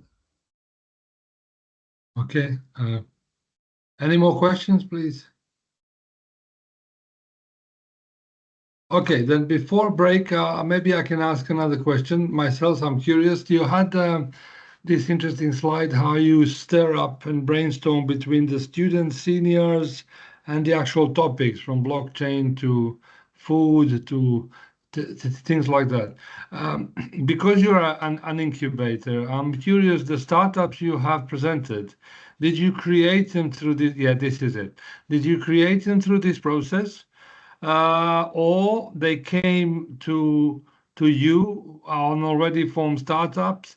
And why I'm asking this, because I'm interested also to know, do you gather these people around a problem? And maybe this problem can be put forward by a government, a municipality, or an industry, or you kind of gather around an idea and then you expand like a research and things like that. Just want to know how you stir up this process. Yes. Of these. So usually these verticals, agriculture, blockchain, and so on, usually they are associated with our industry partners, and also they are associated with some big topics that are in the world at some point in time. And the students, for example, they aren't like already. So usually, as we are a pre-accelerator, we have teams that have only an idea that are not formed yet. So there are just 3-4 students in a class that want to do more than just go to do computer science, and they are coming to the program to create their own startup, let's say, and they are coming with an idea, and we then map the idea on one of our topics, like one of this. So this is also for the university spin-offs, and also for the senior teams, we are putting them in these categories. Also from the industry side, we have challenges. So they also have some startups idea, like, I don't know, Carrefour or some retailers want to digitalize the agriculture in Romania, or because they are buying from the agriculture people, and they need them to be more digitalized for them, for Carrefour or Auchan or whatever, to be easier for them to put everything in the account for the accountants. So that was, for example, one of the challenge, and we had one team that went and did retail and e-commerce and did enter in this vertical for Carrefour, and they did for Carrefour this digitalization of the agriculture selling. So I think so. Yes, this is it. Usually most of the teams, they are just 1 or 2 people coming with an idea. They also find some other partners or teammates during innovation labs because none of them are going through. So some of them can gather around through an idea and go to the project with another idea that they came into the hackathon. Yes, I think this is it. Also, if we didn't have so far, I think, challenges from the public sector, but from the industry, yes, we always have at least 1 or 2 challenges from the industry, and also we saw that these are correlated with big trends. Like 3 years ago, we had a lot of this environmental, ecological sustainability. So we had a lot of startups on this because all the corporations were keen to do ASG and to see how that works. Last year we had a lot of cybersecurity and cybersecurity teams. This year we had a lot of AI and AI teams, and when I say a lot, also during the program, but on the main stage at the demo day, most of the topics are on that type of impact. So and also they won. So 3 years ago, a ASG company won that did I don't know, green something. 2 years ago, cybersecurity won the investment price of 500,000, and this year an AI company won the 500,000 investment. Right. Thank you. Okay, so if there's no more questions, then we will then have a break, and see you in 10 minutes. Perfect. Thank you. Thanks a lot, Razvan. Thank you. Bye, everyone. So I'll see you in 10 minutes.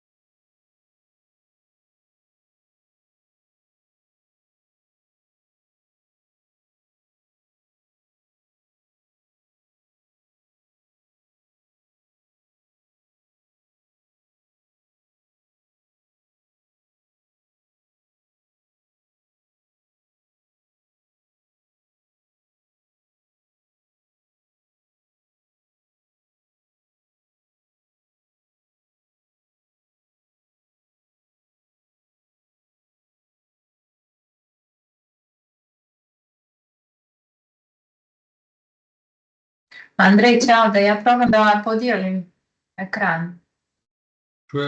Može, čujemo svi na engleskom, slobodno priča i slobodno kreni. Samo ću ja raditi short intro. Jel vidite? Ćao Branka, vidimo. Vidimo te. Ćao. A i čujemo te. Samo da šaljem ti ja ono što sam mi tražila malo kasnije. A ono je tvoja mail adresa, nisam znala. Super, samo me dodaj na mailing listu da ne bih sljedeći put propustila. Hvala. Okay. Kako vidim paralelno jedno i drugo. Branka, hi. Hi, Branka. Hi. You are on.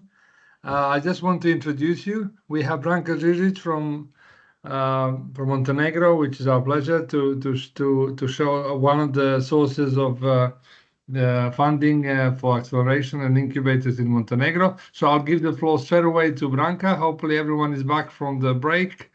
And Branka, the floor is yours. On. Thank you very much, Andrej, and thank you for giving me this opportunity to participate in this event and to share some insight about the EIT, European Institute of Innovation and Technology, and its acceleration programs. I work as the EIT Community Officer for Montenegro since January last year, and that is a part of EIT's mission to get closer on the ground in different regions around Europe with these EIT joint community hubs. So just a few words about the EIT. It is an EU body which brings together leading organizations from business, education, and research in the so-called knowledge triangle, where these entities who are partners in the EIT share their experiences and expertise and work together on creating impactful innovations. These knowledge and innovation communities tackle global challenges through innovation. So they are quite a lot mission-driven and aligned with the EU strategic missions. EIT model has proven to be pretty effective because it has one of the highest leverage effects of public funding under Horizon Europe. On average, for €1 invested of public sources, it leverages 5.6 additional euros. It is pretty effective in implementation of its programs. It is very performance-based and very agile when it comes to granting the funds. And it praises to be one of the fastest programs from the EU schemes. Also, it is very good that it has one of the highest participation rates among moderate and emerging innovator countries. By some significant reviews and lists and journals, it has been recognized as among the top performing investors in Europe. So it has been set up since some 15 years ago with first kicks, which were digital and energy kicks.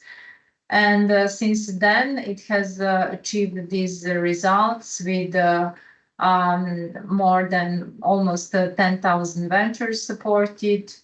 71 billion is the valuation of the EIT startups which were set up, 880,000 learners trained, because EIT is also very active in the education and training domain. About 2,450 new products and services. Similarly, partners who participate in the EIT KICS, and also it has over 70 hubs established across Europe, offices which make the EIT and its thematic KICS closer to the regions. So they are, as I said, the EIT is organized in knowledge and innovation communities that are thematically focused. So They started with the climate kick, digital energy, then health, food, manufacturing, urban mobility. The latest established one 2 years ago is culture and creativity, EIT. And soon we will have the 10th community, which will be dedicated to water. Of course, raw materials is also here. So it provides funding, acceleration, education, and ecosystem development. It works a lot, therefore, on the innovation capacity building. I also already mentioned the KICS, the knowledge and innovation communities of the EIT, or institutes, as you wish. Since 2010 until today, there will be 10 different KICS, and it is a big strength of the EIT, this thematic organization, because then they gather a lot of expertise, a lot of thematic expertise, a lot of partners who are specifically strong in these sectors, in these areas of work. And it has been recognized as one of the most important and most impactful features of the EIT. Of course, just a few words about the community hubs. These community hubs serve as a centralized source of information, a gateway to all the EIT KICS. So, for example, here in Montenegro, the hub of the EIT is covering all thematic areas. It works on attracting and engaging an increasing number of participants in the EIT activities. Also, our role is to work with local authorities to try to connect the EIT KICS with stakeholders here, like ministries, cities, and so on. We also support talent retention and growth by connecting to EIT's extensive international knowledge ecosystem. We also work on consolidating and scaling up current EIT community activities which are underway in the region by providing the EIT timely information and by working on the national level to connect the actors with the EIT. So practically currently in Europe, there is a really active network of EIT community officers. And the EIT itself provides coordination, support, communication, while we are also working on our own financial sustainability to add to the investment which has been provided by the EIT. And this model of co-investing is practically present everywhere around the EIT. They work from the start on creating financial sustainability of their ventures. Also, maybe you know already that EIT is part of Horizon Europe program. It belongs to the pillar 3 of Horizon Europe, the innovation pillar. And it is there together with the European Innovation Council and the European Innovation Ecosystems. So this is a third part of this third pillar of Horizon Europe.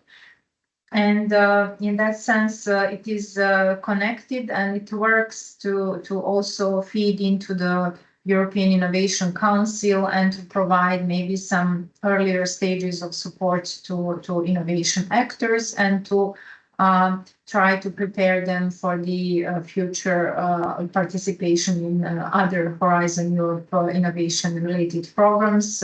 We all know that the EIC, the European Innovation Council, is the major funding instrument of the EU for startups and scale-ups, but the EIT comes in these earlier stages that prepare these ventures to grow.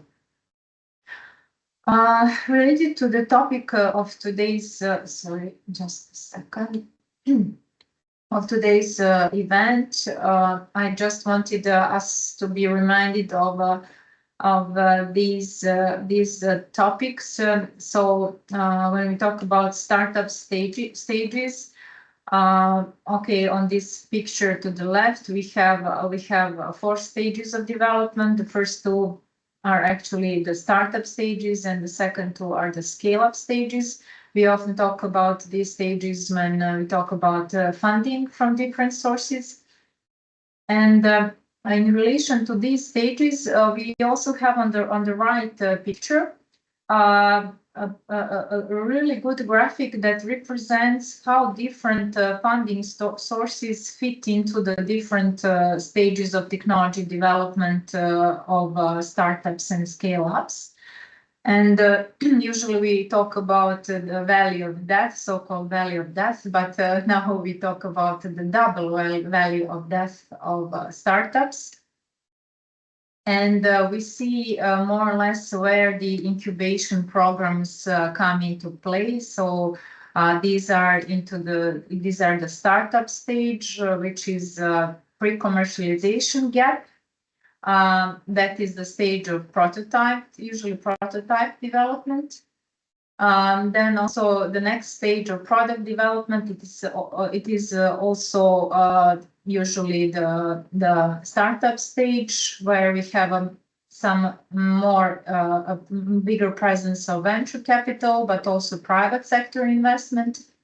But then there is this really huge scaling gap where the stage of commercialization comes into play, where, for example, the European Commission is trying to really strongly focus on this stage when the European Innovation Council is in question. Later on, we have quite filled the financial market with banks, capital markets, and public and private procurement when companies are operating with much more stability. I also wanted to share this insight from the literature about accelerators, because sometimes there is maybe some kind of confusion. Where do accelerators, the accelerator programs fit in when we talk about these stages of development? So according to this source, they are here in the stage of validation of ideas and products, so this earlier stage, but also in product development and business model learning, but also in market access and growth support. So they go from the early startup stage to the earlier scale-up stage. That would be more or less the place where accelerators come into play. So when we talk about the EIT acceleration programs, as I already mentioned, the key feature of the EIT is that they are organized in different sectors and different thematic areas, so that each KIC usually runs its own accelerator program tailored to its thematic focus. And they cover usually the early stage support that are similar to incubators and the ideation programs, like, for example, a jump starter program. They call it sometimes also pre-acceleration program. Then the stage of acceleration, where the growth stage is provided with mentoring, market access, and finding funding. But also at the stage of scale-up or early scale-up, where support is provided for mature startups to expand internationally and attract investment. And DIT is very active in this area of investment contacts, investment networking, because it also organizes a lot of very, very impactful and significant events where the startups and early scale-ups are connected with the investors from the field, which is also this unique feature of the EIT to work in these thematic areas, so that investors from this business sector are then connected with the startups. Also, they feed into the EU missions. We know that the EU has created its missions in this last programming period of Horizon Europe, like climate neutrality, health resilience, health, regenerative agriculture, and so on. But also I wanted to say that given this project that we are now gathered around this system innovation as a service, SunKicks offers systemic support beyond individual startups, helping reshape the entire sectors. So EAT really has a lot to contribute to this story of CS. Also, it's important feature is that these are usually pan-European ecosystem, which is sometimes making it more complex, more difficult, and more, every EU story is a little bit above the ground, somewhere in the clouds. So it's sometimes difficult to realize this kind of place-based innovation, but thanks to its innovation hubs, which are created in the regions, in the cities, the EIT tries to make this local involvement and local impact much more significant than maybe in some other EU programs. What is also important for the EAT acceleration programs that they have a high leverage effect, where the EAT funding often represents just 25% of total program costs, while the remaining 75% is mobilized from partners and co-investors.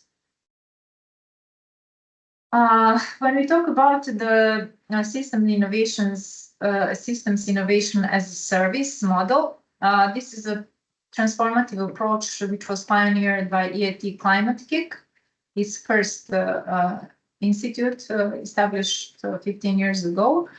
But also it reflects a broader evolution of how the EIT supports innovation ecosystems. This may be some more recent orientation of the EIT, where the Climate Kick was awarded with a big grant from the EIT of 20 million, I think, to work specifically on CS. So CS shifts the focus from isolated innovations to place-based systemic change. So instead of funding individual startups, the EIT Climate Kick works with cities, regions, and member states. They map local climate challenges and priorities. They co-design portfolios of interconnected innovations. They mobilize public and private funding. And in general, they accelerate climate transitions by integrating innovation, education, and entrepreneurship. Also, the EIT because it's always oriented towards financial sustainability of its programs, these programs are also offered as a commercial service to cities and regions by helping them orchestrate innovation portfolios that align with EU missions like climate neutrality. These are just some examples about, for example, Climate Kick.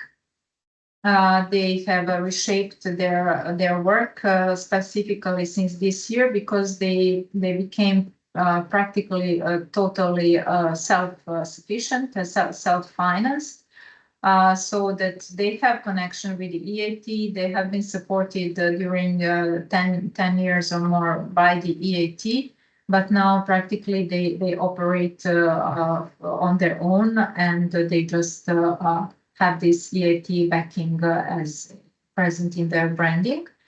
And they just continue to work to do what they have been doing, just even more strongly with the higher business orientation. So they carry out projects of place-based transformations with cities and regions. They work on climate entrepreneurship programs. They have also their Climate Kick Academy with really excellent educational and training programs. They have a community of experts where climate experts are joined and are often provided with really great business opportunities to work jointly on climate projects around Europe. Of course, they are connected to the Europe 2030 missions with some specific actions in that respect. so that they really make a really comprehensive portfolio of climate-related actions. I will just mention two programs of the EIT, the entrepreneurship programs, acceleration programs of the EIT. The Climate Tech Connect, which is implemented actually together with the EIT Digital. They are focused on early stage climate tech startups from technology readiness level 2 to 4. They are focused on digital solutions for climate challenges. They provide online training, mentorship, access to funding, and networking opportunities. And of course, they aim to accelerate the growth of climate tech ventures and foster a thriving European climate digital ecosystem. The program is mostly focused on training and mentorship, but also includes opportunities to win grants. They usually have these demo days with some awards and also some travel grants. After this Climate Tech Connect, they have a next stage of support for entrepreneurship through Climate Accelerator.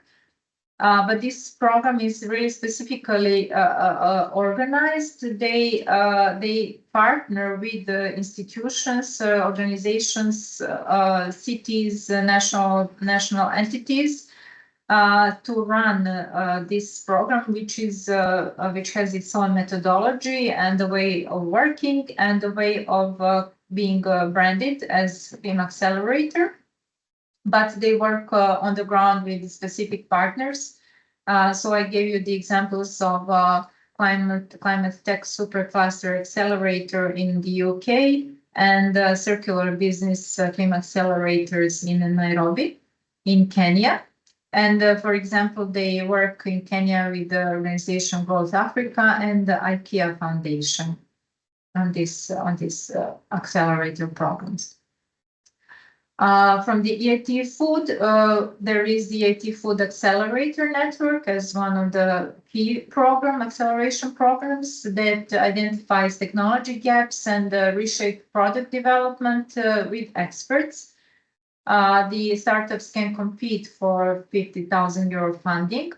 They have a specific agreement, which is called Simple Agreement for Future Equity, because EIT usually has hybrid model of the accelerator programs. They are sometimes grant, but they are sometimes require equity. And in this case, it's future equity for startups if in case they succeed to go to the market. They prepare for commercialization via exclusive access to corporates because they have, as I told you, this network of partners. So these partners actively participate in the implementation of the acceleration programs. They organize master classes with these companies, mentoring from experts from these companies, and so on. And the startups get access and introductions to investors in the sector. So these are the partners from the last Food Accelerator Network. Sometimes these are large corporates, sometimes these are smaller, or sometimes even family firms, depending on the area.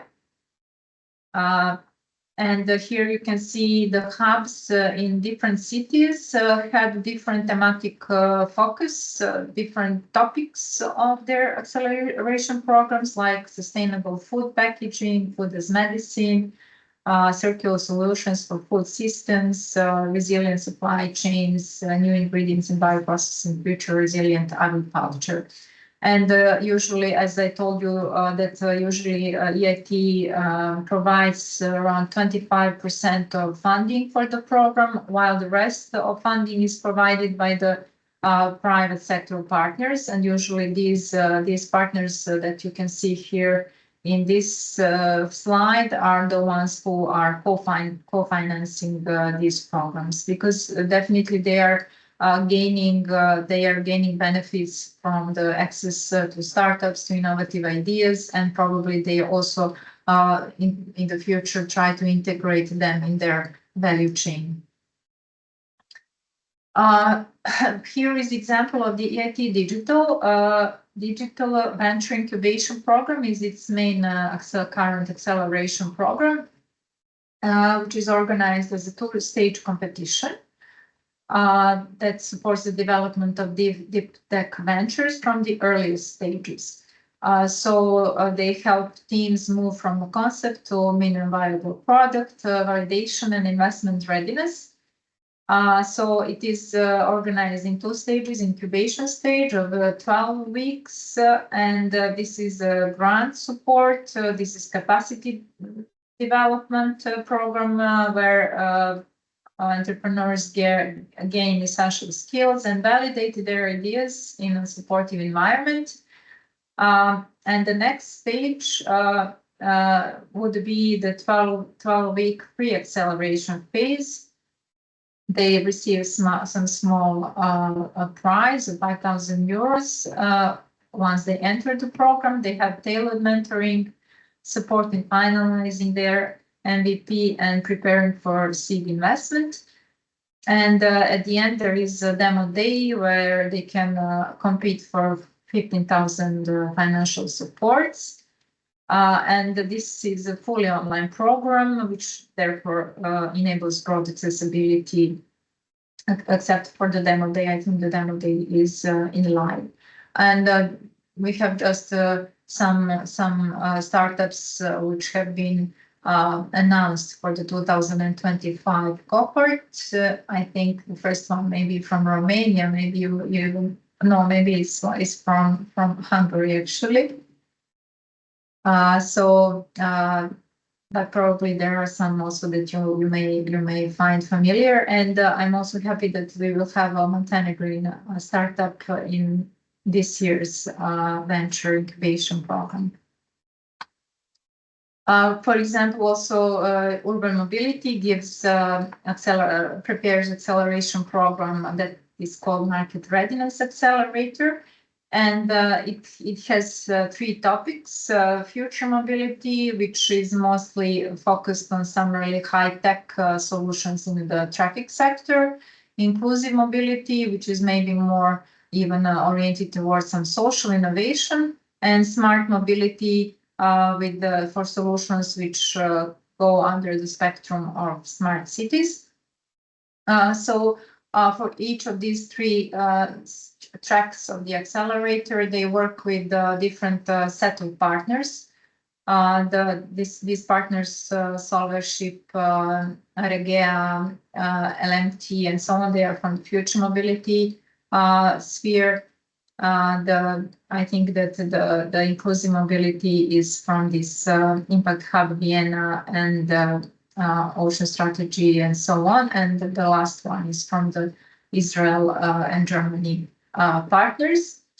I put here also some links that you can consider and you can refer to. And of course, for any questions or maybe opportunities for collaboration, I think that we have now also in Romania some good examples of the EIT Urban Mobility cooperating with your innovation agency, where they are organizing together some innovation support programs. So this is like really great example of how the EIT collaborates with the regional authorities, and it really tries to be present on the ground.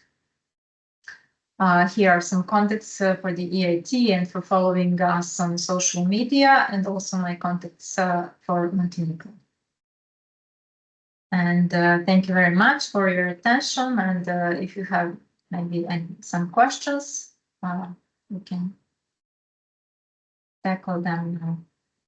Okay, thank you, Branka. Thank you for the great presentation, very insightful, and thank you for fitting in the time. So I'll just ask anyone if there are questions. We have time for questions. I am always first one. Huh? Okay, just one short question, Branka. You mentioned that in the food program also participate family company, not only large company. Are those partners initiate or participate in creation of challenges, or that program, or those is just wide open? Yes, yes. Usually when these business partners enter as partners with the EIT, they jointly work on defining the topics of focus for the startups, specific challenges, and so on. I assume I'm not I have not gone through these programs myself, but I know from some examples that there are such cases. But mainly the acceleration programs, they reflect also the EIT strategic agenda and the EU priorities. EIT has special programs that are called Open Innovation Challenges. And these are specifically when some company provides a challenge that this company has, and then invites startups to provide solutions. We have these in raw material sector, in health sector, in digital, and EIT is quite a lot oriented to the open innovation model. Thanks. Okay, great.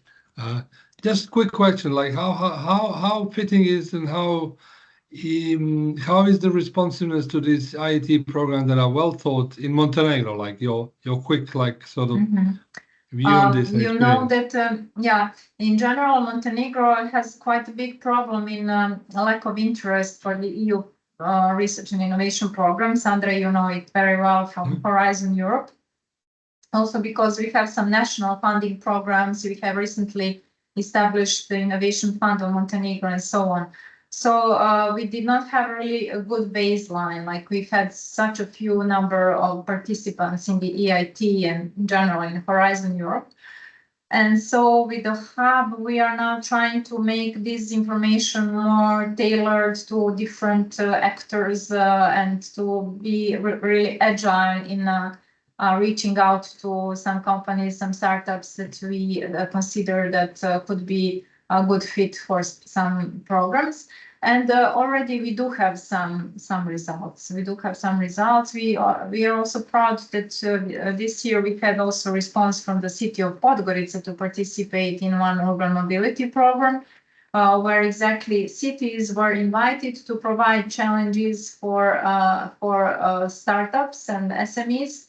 And so Podgorica provided these challenges, and there were 19 different companies which applied to provide solutions from Montenegro and from Europe, and one Italian company was selected, and it will be implementing this solution now at the end of this year.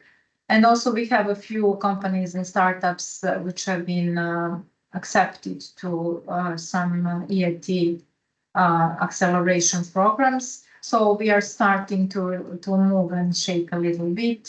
So hopefully it's just going to get better, because it's usually, in Montenegro when there are some front runners, then there will be also the followers. And we hope that it's going to that we are going to make some results.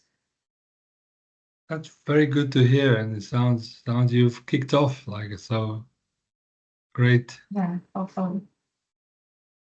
Okay, so let's move on quickly. We are almost on time, so it's my pleasure to introduce the AWS first incubator, the success story behind the government-led incubation. We'll have more of this from our Austrian partners, and we'll have the examples in the afternoon session. So Ute is here, right? Have I pronounced it correctly? Yeah, so I'll give the floor to you. Thank you. Hi, everybody. I'm gonna share my screen so you'll see. I hope you'll see now. Yes? Yes. Yes, perfect. Hi, my name is Ute Stadelbauer. I'm head of the Department of Entrepreneurship here at AWS, and one of our programs already 10 years going is the first incubator program. At the incubator, we support national and international founders at a very young age to pursue their entrepreneurial story. We support them with with financial contributions and also a workshop and mentoring program. So What do we do? We're sector open or sector agnostic. It's just a few expectations in fintech due to our nature of being a bank. We have some limitations. It's a very early stage support program, so it's in the pre-foundation and startup phase, and the project duration is 1 to 2 years. The incubator runs for average a year, and then the group size, company or like founders team size is 1 to 4 people, and we do support single founders and teams. We have two. Sorry. It's a module. We have 2 modules. Why is that? Because we, on the one hand, we support natural persons, so at a very young age, who have not founded a company yet, and then we support the young startups. So within the program, they have the opportunity to also fund their own startups. Module A is important, is not a subject to EU state law because it's a support scheme for natural persons. And Module B is subject to the de minimis regulation. And there, as soon as they've started up their company and incorporated, we switch to Module B. And they must be young companies, and the turnover must not exceed 10,000 euros. So that's the 2 minimum base requirements that we have in place. What is included in the incubation program?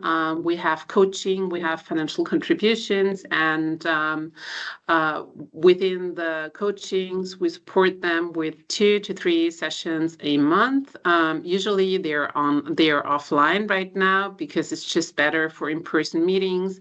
We cater their needs regarding their financial planning, business plannings. We have workshops on legal matters. We have workshops on business development. We also now do offer workshops on team development, topics like mental health, or other related like soft skill workshops. And they have mentoring sessions, which are very well received. We have a pool of very experienced mentors in that field, so they can connect to mentors for one-on-one mentorings, which is very helpful. And then we offer a lot of trainings on topics like the business case, the product to market fit, further developing the idea, because usually at the very young age, the ideas are pretty vague. And within the program, we support the teams to develop a, let's say, pre-seed funding ready idea or seed funding ready idea for our later funding grants. What is the volume? It's 55,000 euros in total. We offer them a kind of a monthly allowance that they get in cash, each team member. Then they have the project budget for their expenses in materials and third-party costs, and then also rental costs for an office or travel expenses. We try to support the teams within the program also to pitch their ideas internationally by collaborating with like tech conferences, events, showcasing their projects within our own events that we run as AWS in Austria. So they do get exposure and they do get connections to kind of the broader audience of AWS and our business angel network. Sorry, Ute, sorry to interrupt. Maybe you can put it on the slideshow just to show it in a larger scale. I'm sorry to interrupt. Okay, I thought it was okay as before. I'm going to do it full screen then. Yeah, please. Yeah. Do you see it now? I think it's the first slide. Let's see, so we can switch on. Yeah. So what is the application process? Is it good? Do you see everything? Yes. Perfect. Yes, Thank you. I don't see you anymore. That's why I need audio response. So we have this year we have 3 tracks. So we have 3 deadlines per year. Usually we receive per track now roughly 80 to 90 applications from project teams. The approval teams get the approval usually 3 months after the application deadline. What is it that we ask them for the first application? We need a budget plan, we need a video. So we need them to record a short video and to introduce themselves and their project. And then, of course, some personal data that we need and the declaration of consent. And then we have a jury selection process. We have a pre-selection where we just the jury screens all the applications, and we have a ranking, so best of principle, and then we invite the selected startups to a camp, to the startup camp, where we invite them to a hotel for 3 days with the jury, and at the hotel they have their days full of sessions already tackling all the topics that are being addressed within the incubation programs, and the jury really has the opportunity to work closely with the teams, to have a close look and to make their decision who is going to enter the program based on their evidence collected not only by the application but also during the startup camp. So they can have a better sense of the teams, the dynamics, the experience levels, and the potential that they have.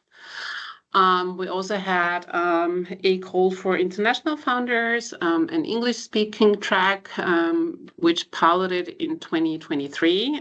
Now we just started to run the second batch now in 2025, and it was pretty successful. So you can see the wide range of nationalities that applied. The only requirement that we had in this batch was that they had a valid working permit or residence permit for Austria for the period of time the incubator lasted.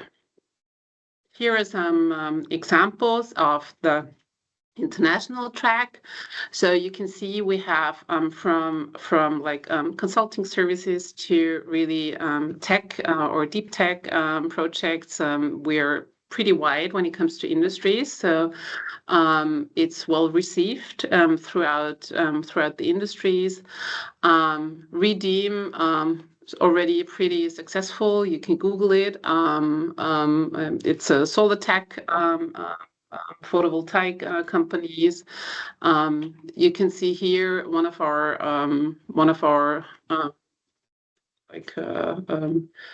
now most well-known projects or most successful projects is Chemtech. So they entered the incubation the incubator at a very young age, and the product is now available in the retail stores throughout Austria. So that's a pretty nice success story that we have. We have a few of them. And I think one thing that makes the startup camp or the incubator so special is the startup camp, because it's always hard to select the startups from a video and some like basic information they provide or the pitch deck. I think it's important that the jury has a deep understanding of the projects and the teams behind that. So this is possible throughout the startup camp.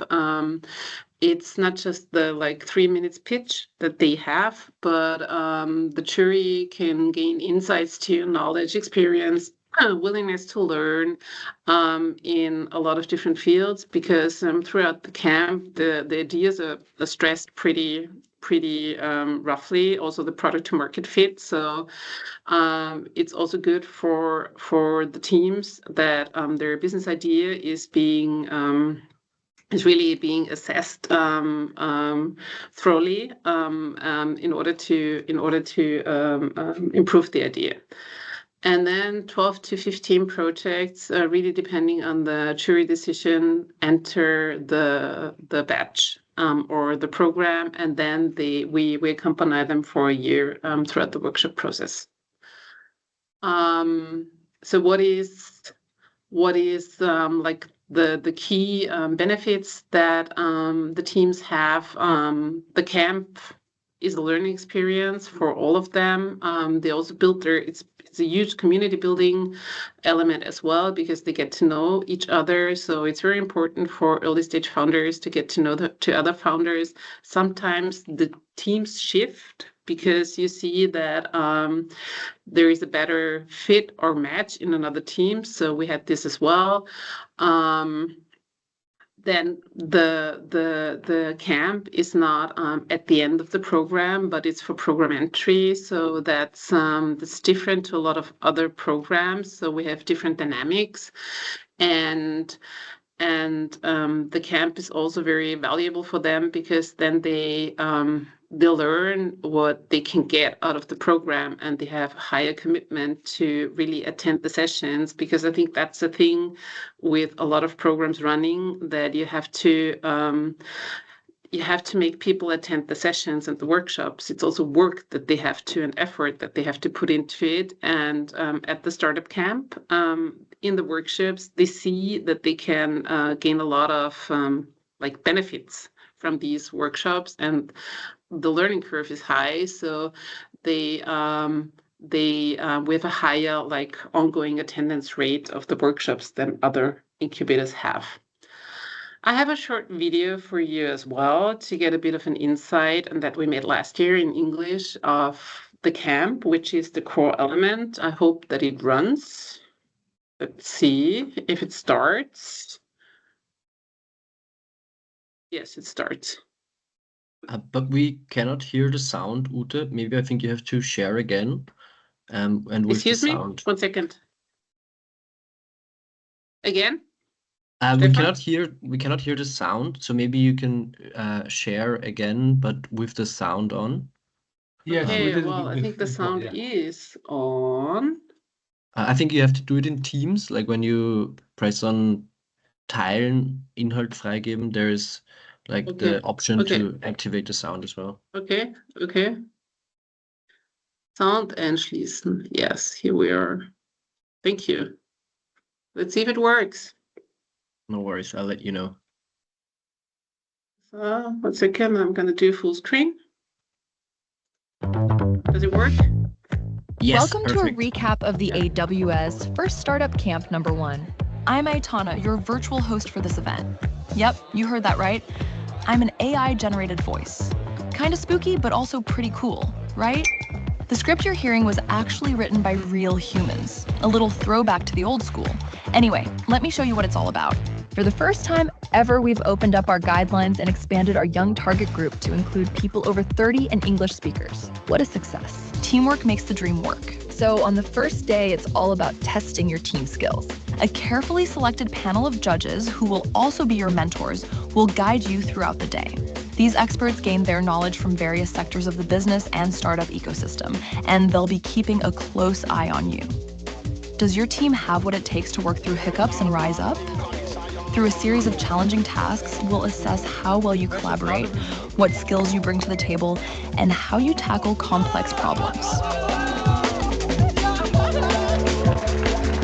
And don't worry, we've got your back when it comes to keeping you fueled.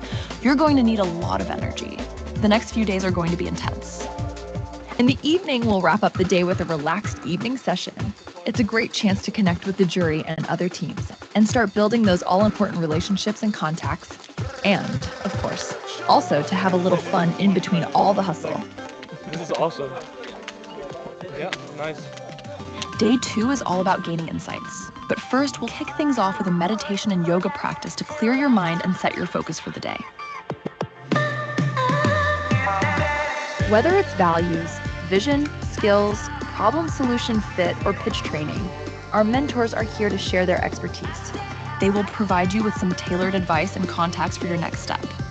So listen up, stay curious, ask lots of questions, and soak up as much as you can.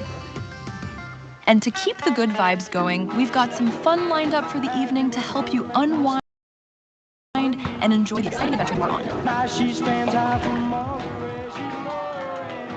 Okay, now it's time to take a big breath and dive in, like really deep. Change perspective and explore what your customer really needs and how to set communications right. Learn how positive thinking and self-leadership can boost your success and work on your business model. I mean, I know your business model is already bulletproof, but is it really? To top it all off, we tackle the topic of diversity and entrepreneurship. It's a game changer for anyone aiming high and makes your business socially sustainable. The moment you've all been waiting for, pitch day. If you're launching a startup, pitching is non-negotiable. But don't sweat it. We've got you covered with top-notch tips and tricks to nail your next investment or seed round. But that's not enough. The best pitch of the day wins a prize. Get ready for some serious excitement. Now that you have a glimpse of what the AWS First Startup Camp is all about, let's talk about what makes it truly unique. In a short time, you'll gain valuable knowledge that will kickstart your growth. You'll receive expert feedback on your ideas, connect with other innovative founders, and have the chance to join the AWS First Incubator, your launchpad for real startup success. So what are you waiting for?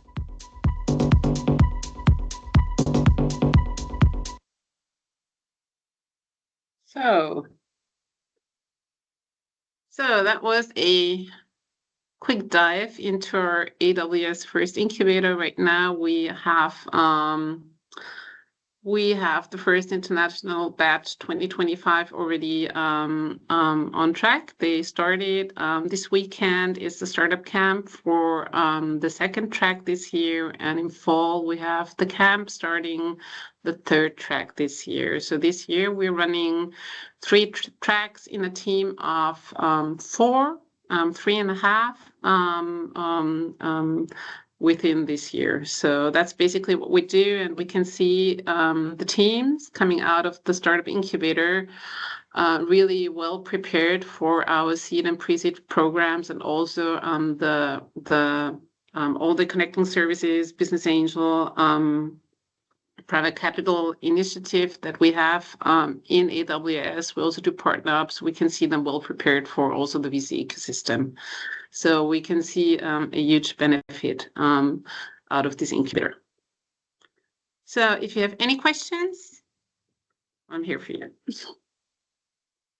And maybe just to add on, Ute has already said it, but she's the head of the Department of Entrepreneurship. So she's not just responsible for the AWS First Incubation Program, but for a lot of programs. So if any of your questions go beyond the program and also maybe a little bit more into the ecosystem into our innovation ecosystem, I'm sure Ute can give some really good insights into that.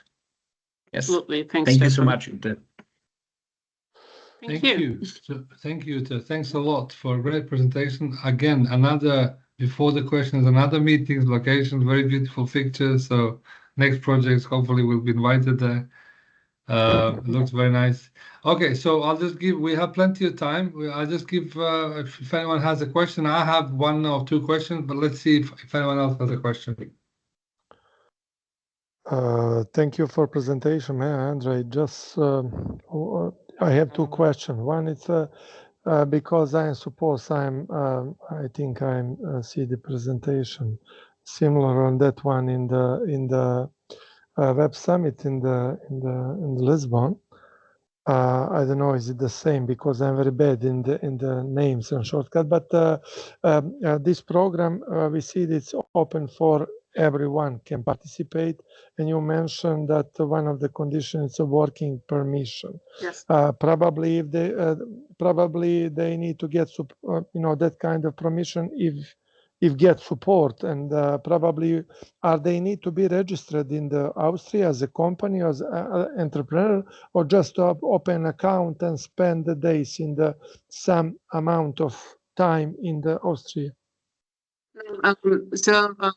Two questions. One thing, if they're interested in the business location Austria, ABA, Austrian Business Agency, or VBA, Vienna Business Agency, in case they wanna incorporate in Austria and Vienna, are very supportive when it comes to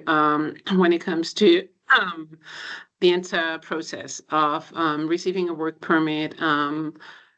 Above all for non-EU residents and also for incorporating. What we do require is, because usually we address very early stage, so most of our participants have not yet incorporated, but they do have a business idea in the team. So this is also open for people studying in Vienna, obtaining a student visa, and then entering the program. For all further elements, especially in the international batch, we do have modules by ABA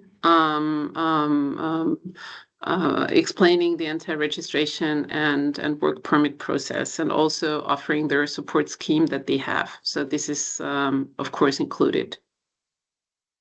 And then usually in the beginning, the batch was, or the program was addressed to very young founders. So very young teams who had a business idea at the age of 18 to the age of 30.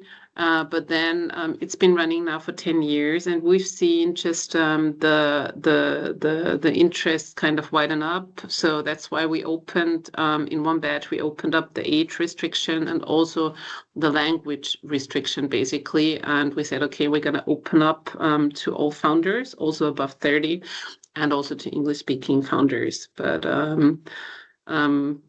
Austria has the support system with agency working on working permits and residence permits. So we do include them, but it's not a service that we offer within the incubator. Yeah. And what's up with the most promising, startups after that? Probably they get additional support from your side, or just addressing to some another, I don't know, part of the ecosystem for. So it's one element. So yeah. It's one element within that. We start early usually. We also have a school competition, Jugend Innovativ, and we have teams coming out of that competition entering the incubator. After the incubator, we have our pre-seed and seed funding. So we have one funding scheme in it's impact innovation, and the other one in deep technologies. So this is kind of the context that, or a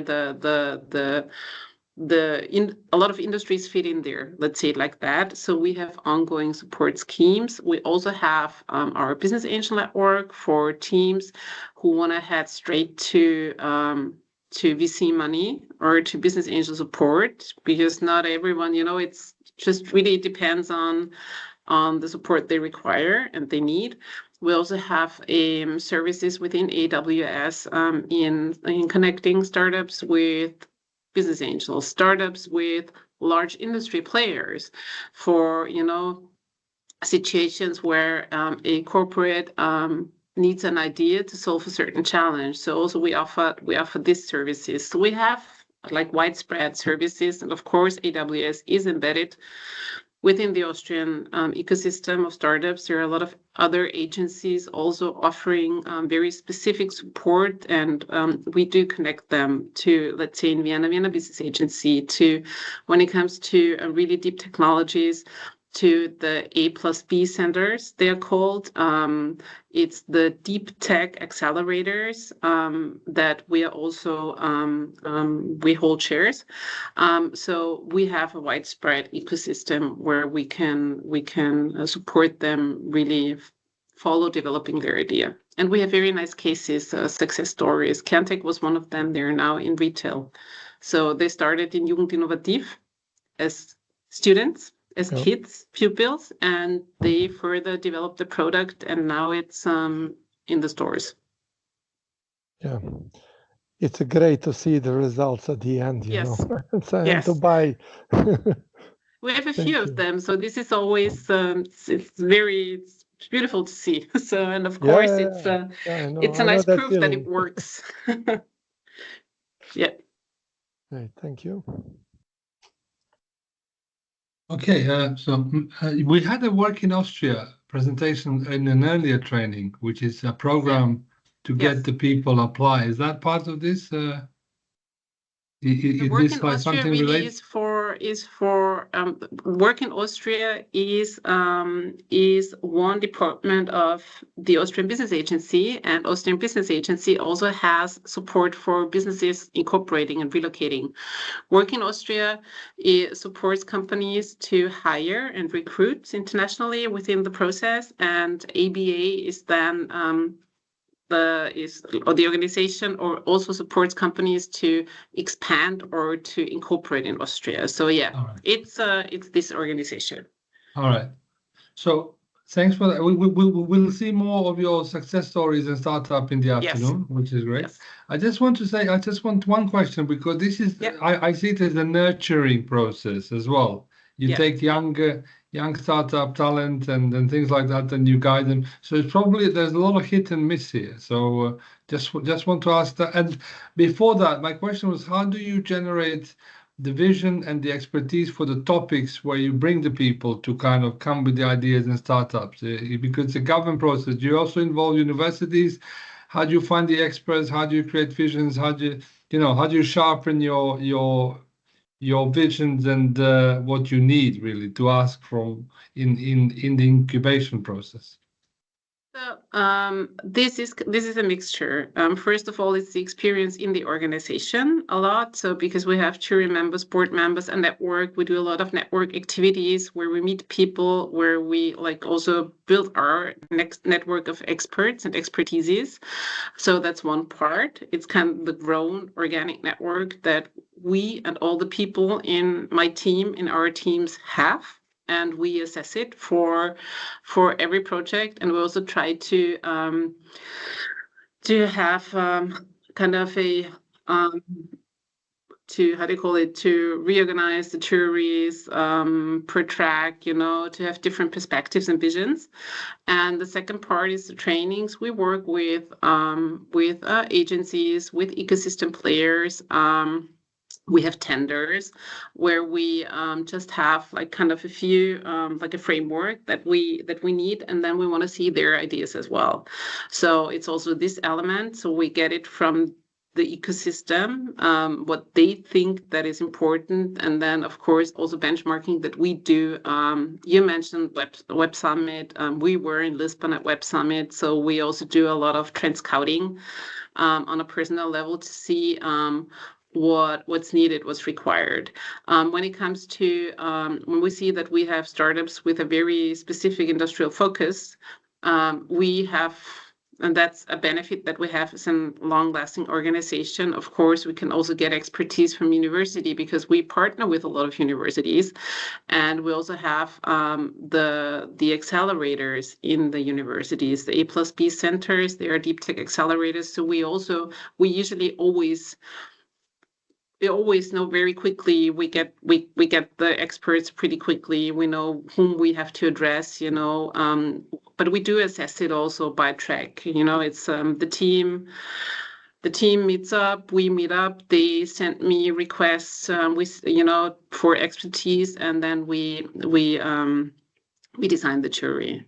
And the first question was, I forgot it.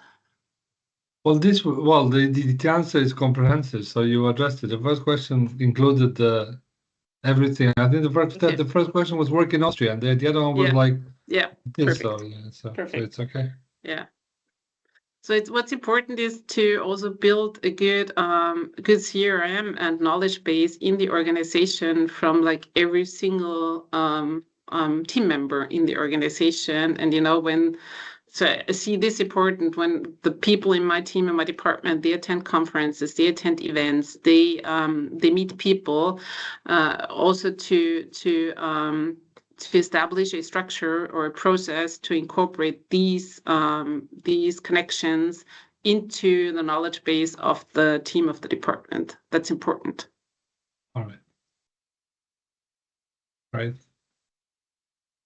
So thank you. Thanks a lot. And there's time for anyone else to ask a question to anyone who's presented. We have 7 minutes left. Someone wants to make a comment? If not, I really enjoyed this, not only moderating but actually seeing and listening to all the presentations, and looking forward to the afternoon session. Igor will take over. So I'll keep the connection on. I will not close the meeting, and thanks to everyone. So see you in the afternoon. Thank you.